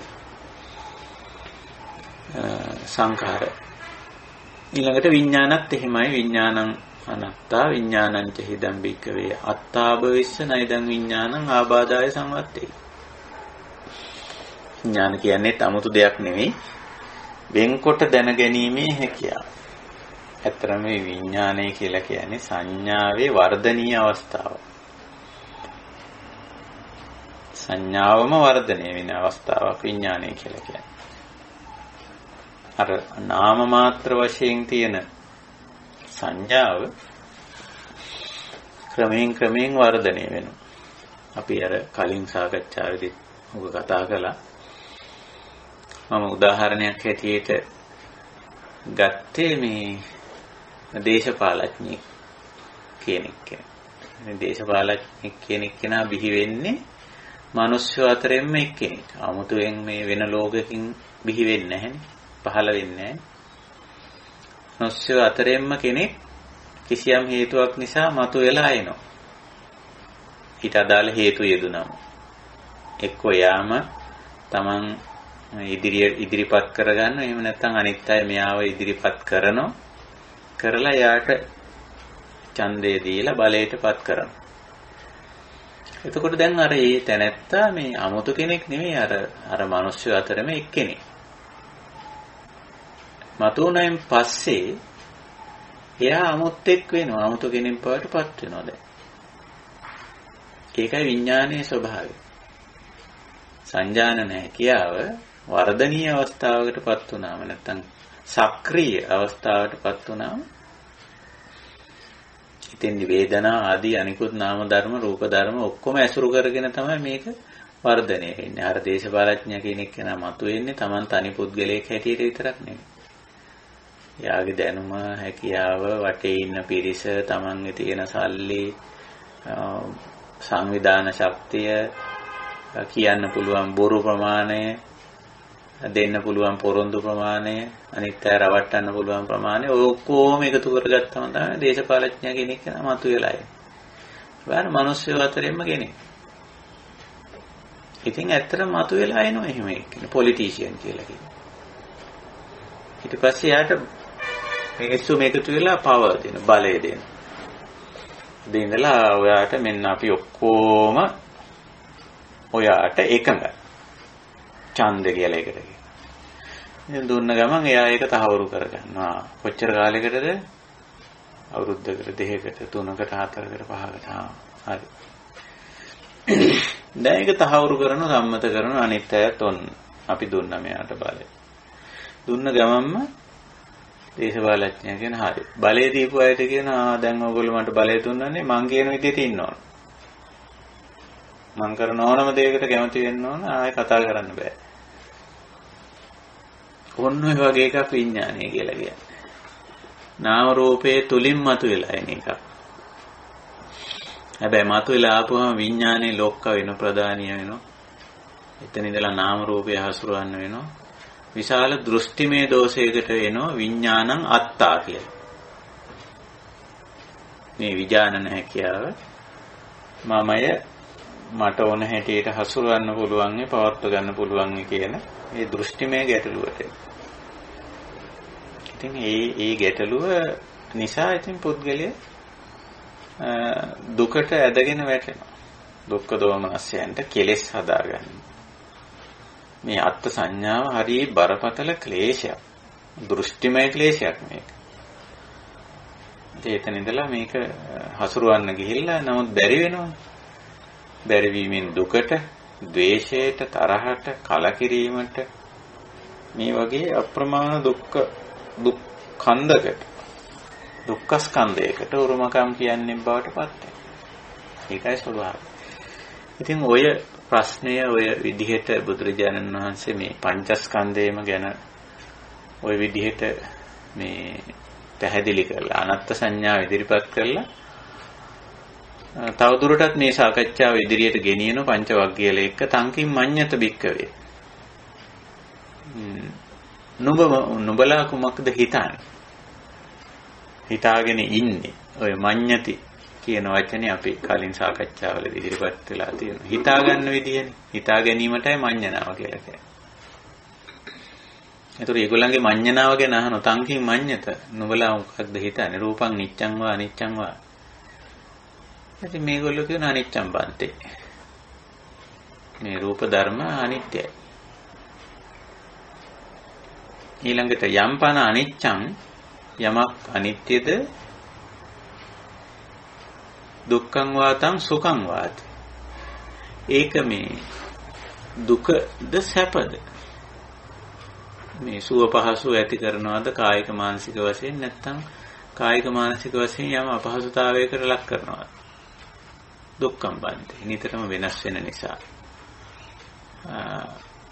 දුෂ්කරතාවය ඒක තුලම මතුවලා යම්පාන අනිච්චං දුක්ඛං විපරිණාම ධම්මා එතන තවත් වචනයක් බුදුරජාණන් වහන්සේ පාවිච්චි කරනවා යම්පාන අනිච්චං දුක්ඛං විපරිණාම ධම්මා යමක් වෙනස් වීමට බඳුන් වෙලා තියෙනවා ඒ වගේම දුෂ්කරතා මතුවෙනවා ඒක තුලින් විපරිණාමයටපත් වෙනවා විපරිණාමය කියන එක බුදුරජාණන් වහන්සේ නිතරම ඉදිරිපත් කරන ධර්මතාවයක් විපරිණමති කියන වචනේ මෙතනත් ඒ වචනේ එහෙම භාවිතා වෙනවා ඒක ධර්මතාවයක් විපරිණාම කියලා කියන්නේ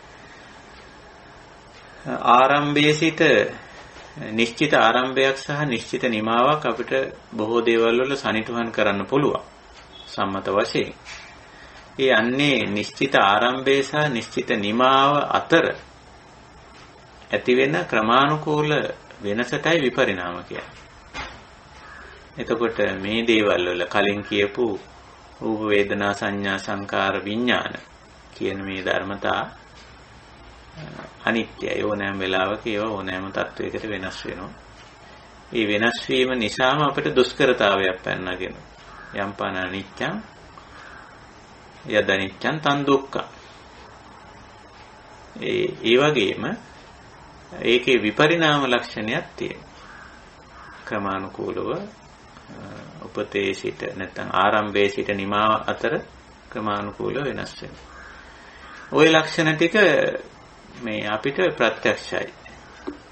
ඒ ධර්මතාවයේ අලලා බුදුරජාණන් වහන්සේ ප්‍රශ්න කරනවා කල්ලනුතං සමනුපස්සතුන් ඒතම්මම ඒසෝහමස්මි ඒසෝමේ අත්තා. අන්න නැවතත් අර ප්‍රශ්නේ අර අත්තා කියන වචනේ මතු කරලා ගන්න. එහෙම වෙනස් වෙන වෙනසට භාජනය වෙන මේ ධර්මතාවයේ ඇතුලේ අපිට ගන්න පුළුවන්කම තියනවද? මම කියලා මගේ කියලා ඒසෝ මේ අත්තා මේ විදිහට මේක ගන්න පුළුවන්. එහෙම හැකියාවක් නැහැ. මේ රූප වේදනා සංඥා සංකාර විඥාන කියන මේ නාම ධර්ම.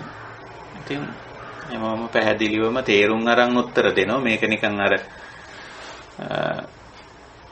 ප්‍රශ්නයකට උත්තරයක් දීමක් නෙමෙයි මෙච්චර ගැඹුරු විග්‍රහයකින් පස්සේ දෙන උත්තරේ නිතරම තේරුම් ගැනීමක්. කල්ලනුතං සමනුපස්සිතුන් ගැළපෙනවද? කල්ලං කියන වචනේ අදහස යෝග්‍යද ගැළපෙනවද සුදුසුද කියන අර්ථේ. මෙහෙම දැකීම සුදුසුද ඒතම් මම. ඒ මගේ ඒසෝ හමස්මි ඒසෝ අහං අස්මි ඔය පදේ ඇහැව්වා එය මම වෙමි පද තුනක් එකට තියෙන්නේ ඒසෝ අහං අස්මි ඒසෝ හමස්මි එය මමය එය මගේය ඒසෝ මේ අත්තා කියන්නේ මෙතන එය මට මං කැමති ආකාරයට හසුරුවාගත හැකිය පාලනය කරගත හැකිය මෙහෙවාගත හැකිය පුළුවන්ද කියලා අහනවා. නොහේතම් බන්තේ. දැන් පංචවග්ගීයලා උත්තර දෙන්නේ අවබෝධයෙන්මයි. ඉතින් ඒ අවබෝධය අපිට තියෙන්න ඕන ධර්මහරයට මේ ධර්ම සාකච්ඡාව තුළින් අපි ඇති කරගන්නේ සුතමය මට්ටමක් වෙන්න පුළුවන්. මේක චින්තාමය වශයෙන් තව ටිකක් හිතලා බලන්න. මේ කියන කාරණේ එහෙමද? මේ රූප වේදනා සංඥා සංකාර විඥාන කියන මේ නාම රූප අනත්තද කියලා. ඊළඟට මේවා විවහාරයේදී අපි මේ නාම රූප ධර්ම ටික විවහාර කරනවා. මේ මොහොතේත් අපි විවහාර කරමින් ඉන්නේ. රූපකය අපි මේ මොහොතේත් විවහාර කරනවානේ. ඊළඟට නාම ධර්මත් විවහාර වෙනවා. මේවා අත්තාද තමන් කැමති ආකාරයෙන් හසුරවන්න පුළුවන්ද කියලා විවහාර කරන ගමන් ඒක තමයි භාවනාමය ප්‍රඥාව කියලා කියන්නේ. එතනින් එන්නේ. සුතමය මට්ටමින් නතර නොවේ චින්තාමය භාවනාමය වශයෙන්ත් ඒක දකින්න පුළුවන්. එතකොට අන්න එවැනි සමහර විට මේ පංචවග්ගියල මේකට උත්තර දුන්නේ සුතමය වශයෙන් වෙන්නත් පුළුවන්. නැත්තම් දේශනාව හොඳට හිතලා කල්පනා කරලා චින්තාමය වශයෙන් වෙන්නත් පුළුවන්. හැබැයි මේගොල්ලෝ ඊට වැඩිය දුර ගියපු අය. භාවනා කරපු අයනේ. ඉතින් භාවනාමය වශයෙන් ලබාගත් උත්තරයක් බොහෝ විට මේ දෙන්නේ නොහේ සම්බන්ධය කියලා. බෑ ස්වාමීන්.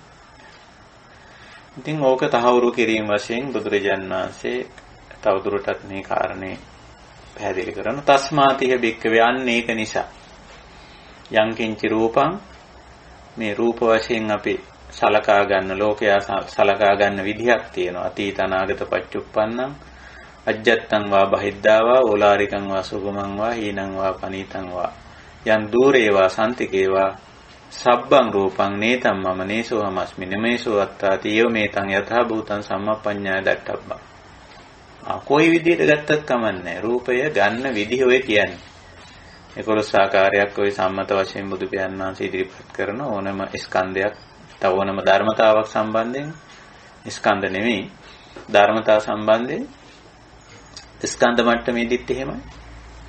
අතීත අනාගත පච්චුප්පන්න අජ්ජත් බහිද්ද ඕලාරික සුකුම හීන පනීත දූර සන්තික ආදි වශයෙන් ඔය සාමාන්‍යයෙන් අපි ගන්න විදිහ ඕවා ගන්න කියන්නේ ඕවා විවහාර කරන විදිහ. සබ්බන්තං සබ්බන් රූපං. ඒ ඔක්කොම අතීත වශයෙන් ගත්තත් අනාගත වශයෙන් ගත්තත් වර්තමාන වශයෙන් ගත්තත් ඇතුළත වශයෙන් ගත්තත් පිට වශයෙන් ගත්තත් ගොරෝසු විදියට ගත්තත් සියුම් විදියට ගත්තත් මිහිරි විදියට ගත්තත් අමිහිරි විදියට ගත්තත් ළඟ විදියට ගත්තත් දුර විදියට ගත්තත් කොහොම ගත්තත් සබ්බන්තං ඒ සියල්ල අනත්තා. මේක සම්මප්පඤ්ඤාය දට්ඨබ්බං යථා භූතං සම්මප්පඤ්ඤාය දට්ඨබ්බං. මේක තමයි අර දෘෂ්ටිමය ගැටලුව निराකරණය කරන විදිය. යථා භූතං එහි ඇති තතු ඇති ආකාරයෙන් දැක්ක යුතුයි. නිකම්ම නෙවෙයි සම්මප්පඤ්ඤාය මනා ප්‍රඥාවෙන් දැකගත යුතුයි. ඒ ඔක්කොම එහෙමයි. ඉතින් ඔන්න ඔය විදිහට ඔය දේශනාව සම්මප්පඤ්ඤාය දට්ඨබ්බං කියලා දේශනා කරනවා. අන්තිමට මේකේ නිමාව ඒවම් පස්සම්බික්කවේ සුතවා ආර්ය ශාවකෝ රූපස්මින්පි නිබ්බින්දති වේදනායපි නිබ්බින්දති සංඥායපි නිබ්බින්දති සංකාරේසුපි නිබ්බින්දති විඥානස්මින්පි නිබ්බින්දති නිබ්බින්දති. මේ විදිහට ප්‍රඥාවෙන් දැක්කොත් සුතමේ විතරක් නෙවෙයි සුතවා ආර්ය ශාවක පළමුවෙන් අපි සුතවා ආර්ය ශාවක කෙනෙක් බවටපත් වෙන්නේ. මේ සුතවා ආර්ය ශාවක මේ දකින්න ඕන මේක චින්තාමය වශයෙන් සහ භාවනාමය වශයෙන්. දැක්කම ඇති වෙන తත්වය තමයි නිබ්බින්දති. නිබ්බින්දති කියන වචනේට අපි දන්නවා එක එක විදිහට අර්ථකථනය සපයලා තියෙනවා. නමුත් නිබ්බින්දති කියලා කියන්නේ මෙහි ඇත්තම తත්වය වැටහුණා කියන එකයි. ඕකට සාමාන්‍යයෙන් සිංහලයේදී පාවිච්චි කරපු වචනේ කලකිරෙනවා කියන. කලකිරෙනවා කියන වචනේ හරි බාල වචනයක්. ඒක මේ අර්ථ, ඒ කියන්නේ ධර්මාර්ථයක් මතු කරන වචනයක් නෙමෙයි දැනට. ඒක නිසා මේ කලකිරෙනවා කියන වචනේ ගැලපෙන්නේ. යථාබෝධය ලබනවා කියන වචනේ මේකෙන් අදහස් කරන්නේ නිබ්බිදා කියලා කියන්නේ. නිබ්බිදා. ඇත්තම తත්වය තේරුම් ගන්නවා. මේකේ ඇත්තම తත්වය. ඒක තමයි මේ අනත්ත ලක්ෂණය. මං කැමති විදිහට මට ඕන විදිහට මං කැමති ආකාරයට පවත්වන්න බෑ. මං උනේ කොහොමද කියලා දන්නවා. දැන් ඒක මං කැමති අනත්ත විතරක් නෙවෙයි අත්ත් සංඥාව ආපු විදිහ පවා තේරෙනවා. එතකොට අපිට ගැඹුරින්ම වැටහිලා තියෙනවා. ඒ අන්නේ ගැඹුරු අවබෝධයටයි නිබ්බිදා කියලා කියන්නේ. ඒක නිසා යථාබෝධය ලබනවා කියන ඇත්ත తත්වයේ වැටහුණා කියන අදහසයි නිබ්බිදා කියන්නේ. ඒ නිසා කලකිරීම කියන වචනේ පරිවර්තනවල දිගටම අරන් තියෙන එක මේ කියන කාරණේ මතුවෙන්නේ කලකිරීම කියන වචනේ. ඒක නිකන් නෙගටිව් වචනයක් දැනට තියෙන්නේ. නිබ්බින්දති නිබ්බිදා විරජ්‍යති විරාගා විමුච්ඡති ආදී වශයෙන් දේශනා කරනවා. නිබ්බිදාවෙන් පස්සේ ඇති වෙන්නේ අර විරාගය. විරාග කියන්නේ මේකත් එක්ක තණ්හා මාන දිට්ඨි වශයෙන් මේකත් එක්ක ගැට ගැහෙන්නේ නැහැ. ගැට ගැහෙන්නේ නැත්තේ මොකද? අර නිබ්බිදාව නිසා. අර ඒකේ ඇත්ත తත්වයේ යථා ස්වභාවයේ සම්මප්පඤ්ඤාය මනා ප්‍රඥාවෙන් දකින්නවා දැන්. ඒක නිසා විරාග කියන්නේ අර ගැටේ වැටෙන්නේ මේ රූප වේදනා සංඥා සංකාර විඥාන එක රංජනය වෙන්නේ විරංජනය වෙලා තියෙන විරාග වෙලා තියෙන. ඒ පිළිබඳව අර තිබිච්ච දෘෂ්ටිමය ගැටලු තෘෂ්ණාමය ගැටලු ඔක්කොම පාට විරාග කියන වචනේ සාමාන්‍ය අර්ථේ පාට වර්ණවත් බව හේදිලා ගියා කියන එක. සාමාන්‍ය අර්ථේ විරාග කිව්වම ඔය ගැඹුරු අර්ථෙන් ගියාම අර දෘෂ්ටිමය දෝෂ හැඟීම් ඒව පිළිබඳ තිබිච්ච මූලික වශයෙන් ඇති වෙන්නේ හැඟීම් සහ දෘෂ්ටි. ඒවා දැන් ගෙවිලා ගිහිල්ලා තියෙන එකයි විරාගා කියලා කියන්නේ. නිබ්බිදා විරජ්‍යති විරාගා විමුච්ඡති. හේතුඵල ධර්මානුකූල විරාග වුණා කියලා කියන්නේ අර දෘෂ්ටිමය ඒවයින් මිදුණා කියන එක. එහෙම නැතුව මේ රූප වේදනා සංඥා සංකාර විඥාන වලින් මිදුණා කියන එක නෙමෙයි. ඒවා ඉතින් තියෙන තාක් කාලයක් තියෙයි. හේතුඵල ධර්මානුකූලව මේ විමුච්ඡති විමුක්තිය ලැබුවා කියලා කියන්නේ ඒව පිළිබඳව තියෙන දෘෂ්ටිමය හැඟීම් වලින් සහ දෘෂ්ටි වලින් චේතෝ සහ මේ හැඟීම් සහ දෘෂ්ටි අර පළවෙනි මාර්ගාංග දෙක දිට්ඨි සංකප්ප දෙකෙන් මිදුණා. මිච්ඡා දිට්ඨි මිච්ඡා සංකප්ප දෙකෙන් මිදුණා කියන එකයි මේ කියන්නේ. ඊට පස්සේ ඔය පිළිබඳ වාචා කම්මන්ත මිච්ඡා වාචා මිච්ඡා කම්මන්ත මිච්ඡා ආජීව වලුත් මිදෙනවා. ඒකයි විමුච්ඡති. විමුක්තස්මින් විමුක්තമിതി ඥානං හෝති. ඉතින් මිදුණු කෙනාට මිදුණු බව පිළිබඳව එයා දන්නවා. ඒක වෙන කෙනෙකුට ඔප්පු කරන්න ඕනෙත් නෑ, කියන්න ඕනෙත් නෑ, කියාපාන්න දෙයක්වත් නෑ. කියාපාන්න දෙයක් මේකේ නෑ මිදුණයින් පස්සේ. අපිට කියාපාන්න තියෙන්නේ නොමිදෙනකන් තමයි. වාග් දේවලින් නොමිදෙන තාක් අපිට ඉතින් ඕක උස්සලා පෙන්නන්න ඕන, බැනර් දාන්න ඕන, පෝස්ටර් ගහන්න ඕන. ඒ අවශ්‍යතාවයක් කොහෙත්ම ඇති වෙන්නේ නැහැ. විමුක්තස්ස විමුක්තമിതി ඥානං හෝති. තමන් මේ දෘෂ්ටිමය ගැටලු වලින් හැඟීම්මය ගැටලු වලින් මිදුණා කියන එක තමන් දන්නවා. කීනා ජාති උසිතම් බ්‍රහ්මචර්යයන් කතං කරණීයං නාපරං ඉත්තත්තා. මිදුණු තැනැත්තාගේ ස්වභාවය මේ පැහැදිලි කරන බුදුරජාණන් වහන්සේ යොදන වචන කීපයක් ඔය. කීනා ජාති අරවයින් ඇතිවෙච්ච වාර්ගික වෙනස්කම් වලින් එයා වෙන් වෙලා තියෙනවා. දැන් එයාට නම කිව්වත් ප්‍රශ්නයක් නැහැ, ගෝත්‍රය කිව්වත් ප්‍රශ්නයක් නැහැ, තනතුර කිව්වත් ප්‍රශ්නයක් නැහැ. ඒ ಜಾති ඔක්කොම ශීන වෙලා ගිහිල්ලා තියෙනවා. දැන් බුදුරජාණන් වහන්සේ අමතක විදිය බලන්න එකෙක් කෙනා. සමහරව බුද්ධ කිව්වා, ගෝතම කිව්වා. තව කැත නමුත් කියලා තියෙන බුදුරජාණන් වහන්සේට. ප්‍රශ්නයක් නැහැ නේද? ඒවා එකක්වත් කීනා ಜಾති ඒ ಜಾති ඔක්කොම ඇතුළතින් ගෙවිලා ගිහිල්ලා තියෙනවා. ඉවරයි. උසිතම් බ්‍රහ්මචර්යයන් මේ උතුම් චර්යාව නිම කරලා තියෙනවා. මේ අවබෝධයයි මේ පුහුණුවයි දෙක. බ්‍රහ්මචර්ය කියන එකෙන් අදහස් කරන්නේ. ඒක නිම කරලා තියෙනවා, අවසන් කරලා තියෙනවා. ඒ ඔස්සේ ගිහිල්ලා කතං කරණීයං කතං. නිවන් සාක්ෂාත් කිරීමට නැත්නම් දුකින් මිදීමට අවශ්‍ය දේ කරගෙන තියෙන්නේ තමයි. අපරං ඉත්තත්ත. ඉස්සරහට කරන්න දෙයක් ඉතිරි වෙලා නැහැ. කියලා පජානාති තමන්ටම තේරෙනවා යම් මොහොතක. ඉතින් ඔච්චරයි දේශනාව. ඔතනින් ඉවරයි. ඉදමෝච භගවා භාගතුන් වහන්සේ මේක දේශනා කරා. පංචවග්ගියා බික්ඛු අත්තමන.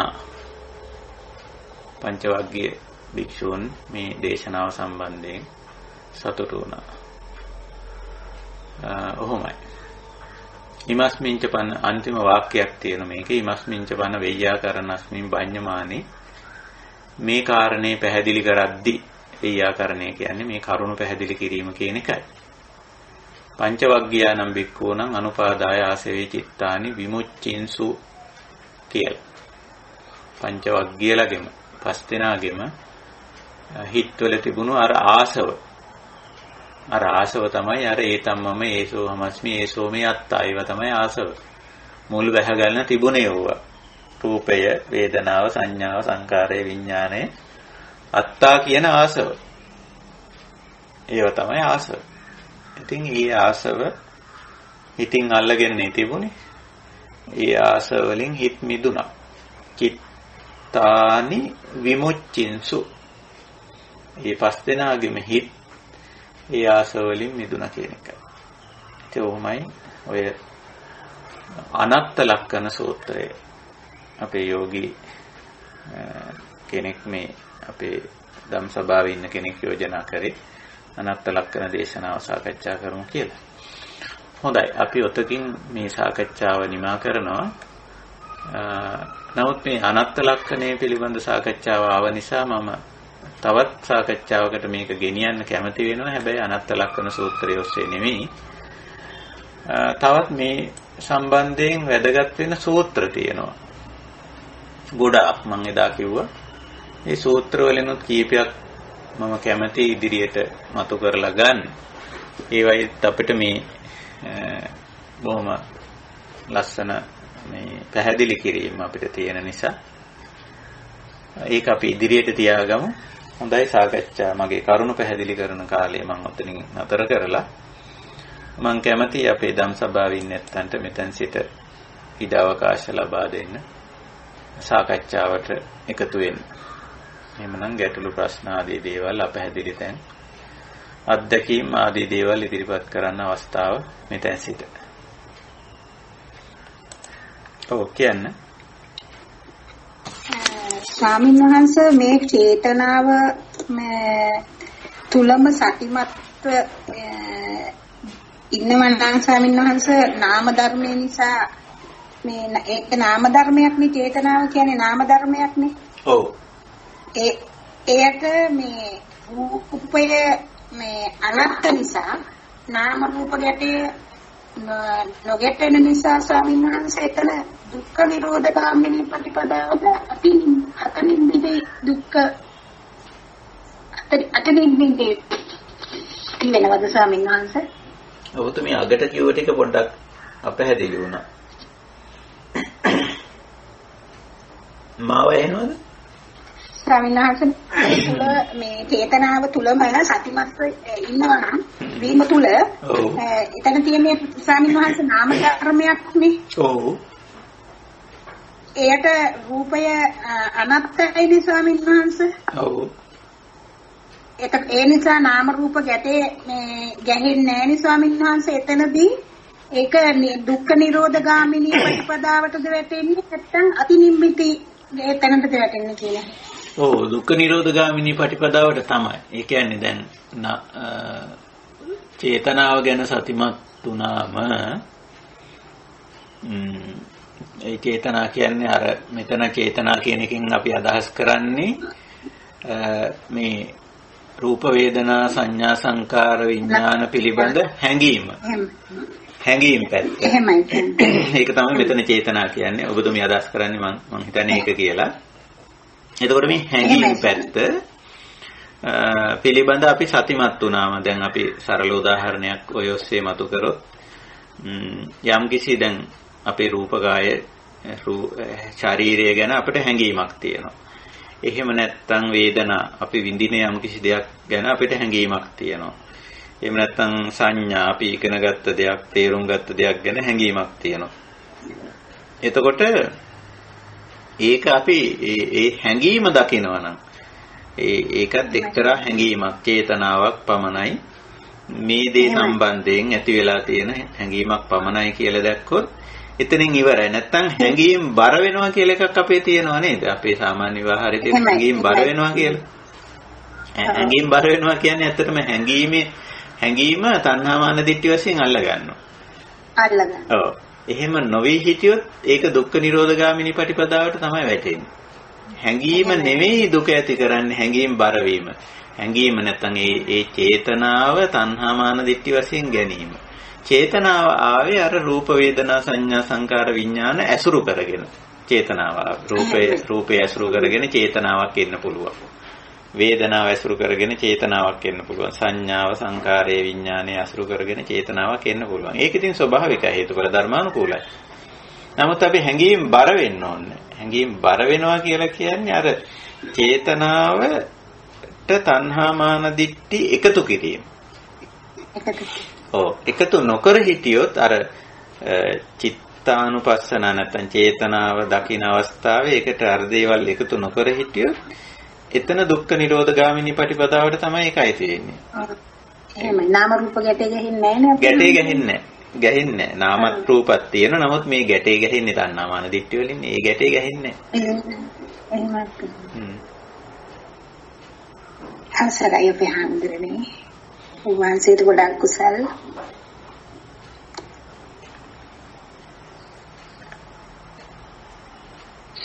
අවසරයි අපි හඳුරන්නේ. ඔව්. එතුමිය අහපු ප්‍රශ්නේ දින උත්තරේදී එතකොට රූප සංඥා සංකාර විඥාන හේතු කරගෙන ආපු චේතනාව ඒක ස්වභාවික සිද්ධියක් හැටියටද අපි දකින්න ඕනේ. ඔව් ස්වභාවිකයි. හැඟීම් බර වෙලා නැතිනිසා චේතනාව ස්වභාවිකයි. ඒ කියන්නේ චේතනාව මෙතන අපි අදහස් කරන්නේ චේතනාවේ අර මූලික අවස්ථාව. දැන් අපි හිතමු උදාහරණයක් මම කතා කරන්නම්කෝ. එතකොට ඕක අපිට පැහැදිලි කරගන්න පුළුවන්. අපි හිතමු දැන් රූපය. මේ ඔබතුමීට රූප කායක් තියෙනවානේ. ඔබතුමීට ආවේනික සබදාමෙන් ලැබිච්ච රූප කායක් තියෙනවා. එතකොට දැන් ওই රූප කාය පිළිබඳ ඔබතුමීට යම් චේතනාවක් අදහසක් එන්න පුළුවන්. මම මේ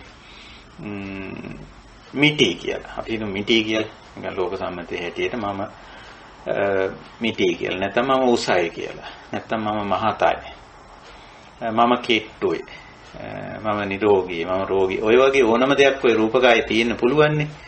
සමහරට ඔබතුමී කෙට්ටු වෙන්න පුළුවන්, මහත වෙන්න පුළුවන්. එහෙම නැත්නම් උස වෙන්න පුළුවන්, කොට වෙන්න පුළුවන්. රෝගී වෙන්න පුළුවන්, නිරෝගී වෙන්න පුළුවන්. එතකොට රූපකාය ඇසුරු කරගෙන යම්කිසි අදහසක් මතුවලා එනවා. ඒක හේතුඵල ධර්මානුකූලයිනේ. අර රූපකායේ තියෙන දෙයක් ඇසුරු කරගෙනනේ අර අදහස, අර හැඟීම, අර චේතනාව ආවේ. නමුත් දැන් අපි හිතමු ඔයින් එකක් උදාහරණයක් ගමුකෝ. මම මහතයි.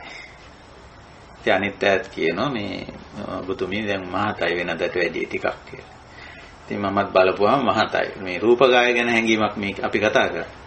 එතකොට මේ මහතයි කියන අදහස, ඒ හැඟීම් බර වුණොත්, ඒ කියන්නේ ඒකට අපි අතිරේක එකතු කිරීමක් කරොත් අයියෝ මම මහත් වෙලා මහත් වෙන්න හොඳ නැහැ.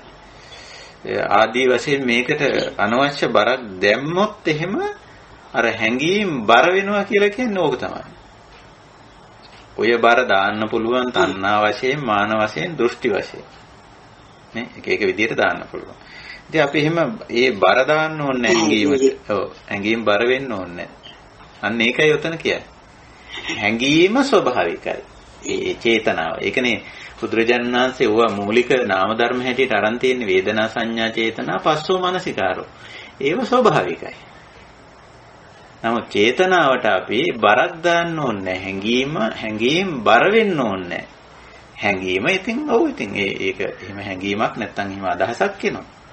නැත් ඒකට බරක් දාන්න අවශ්‍ය නැහැ. බර දානවා කියන එක මොකක්ද කියලා අපි දැනගෙන තියෙන්න ඕනේ. හැඟීම් බර වෙනවා කියන්නේ අර මොකක් හරි දානවා අර හැඟීමට. එහෙමයි වචනෙම තියෙනවා නේද අපි හැමදෙරේ බර කරනවා කියන එක. ඒ හැඟීම් වචනෙම තියෙනවා. හැඟීම් බර වෙනවා කියන. මේ සිංහල ව්‍යවහාරයේ ඒකේ අර්ථය හොඳට තියෙනවා. මේ වාචිත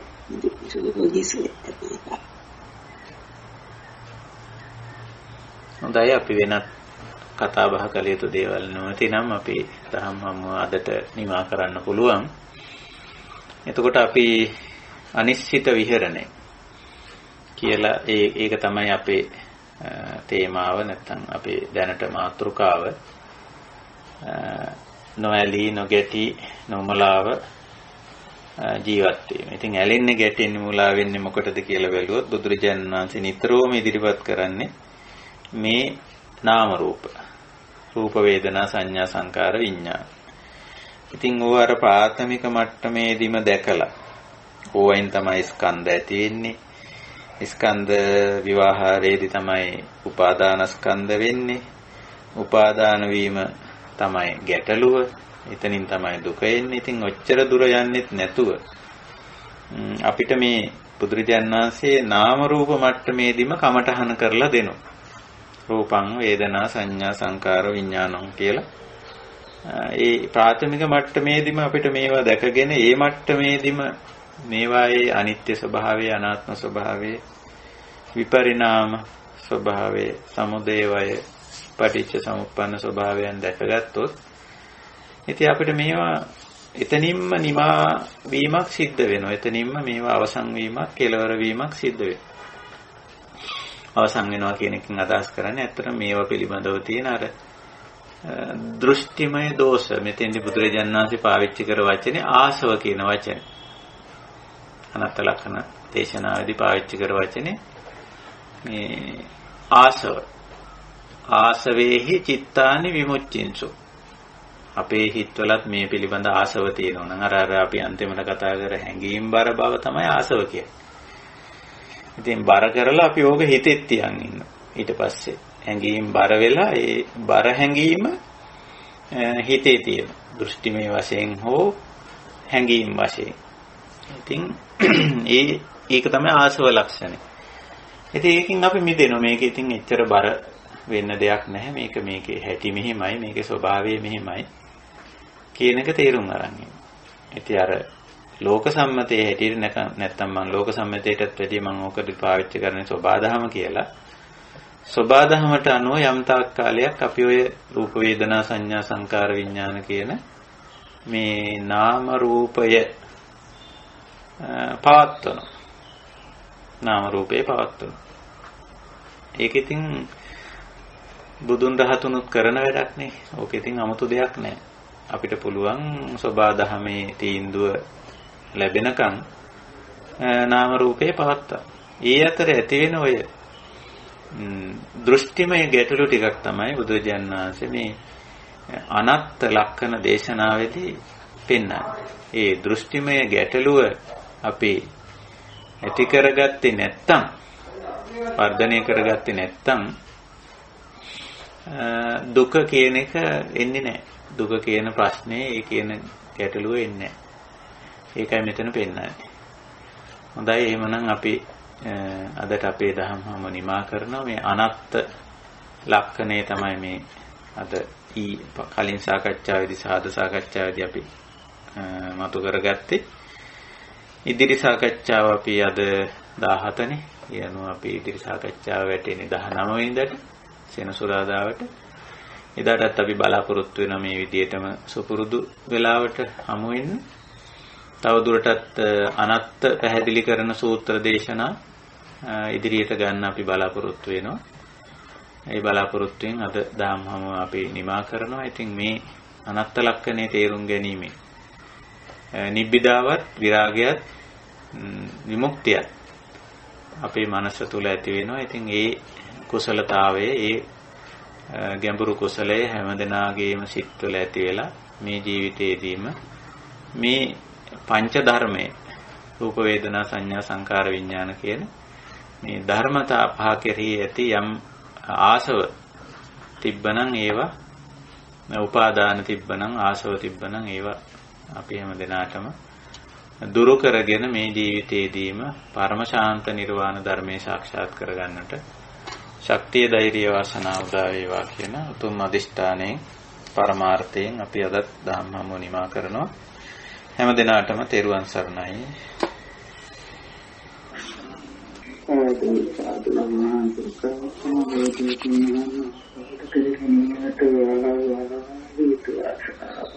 දැයි තෙරුවන් සරණයි සෝපත් වේවා.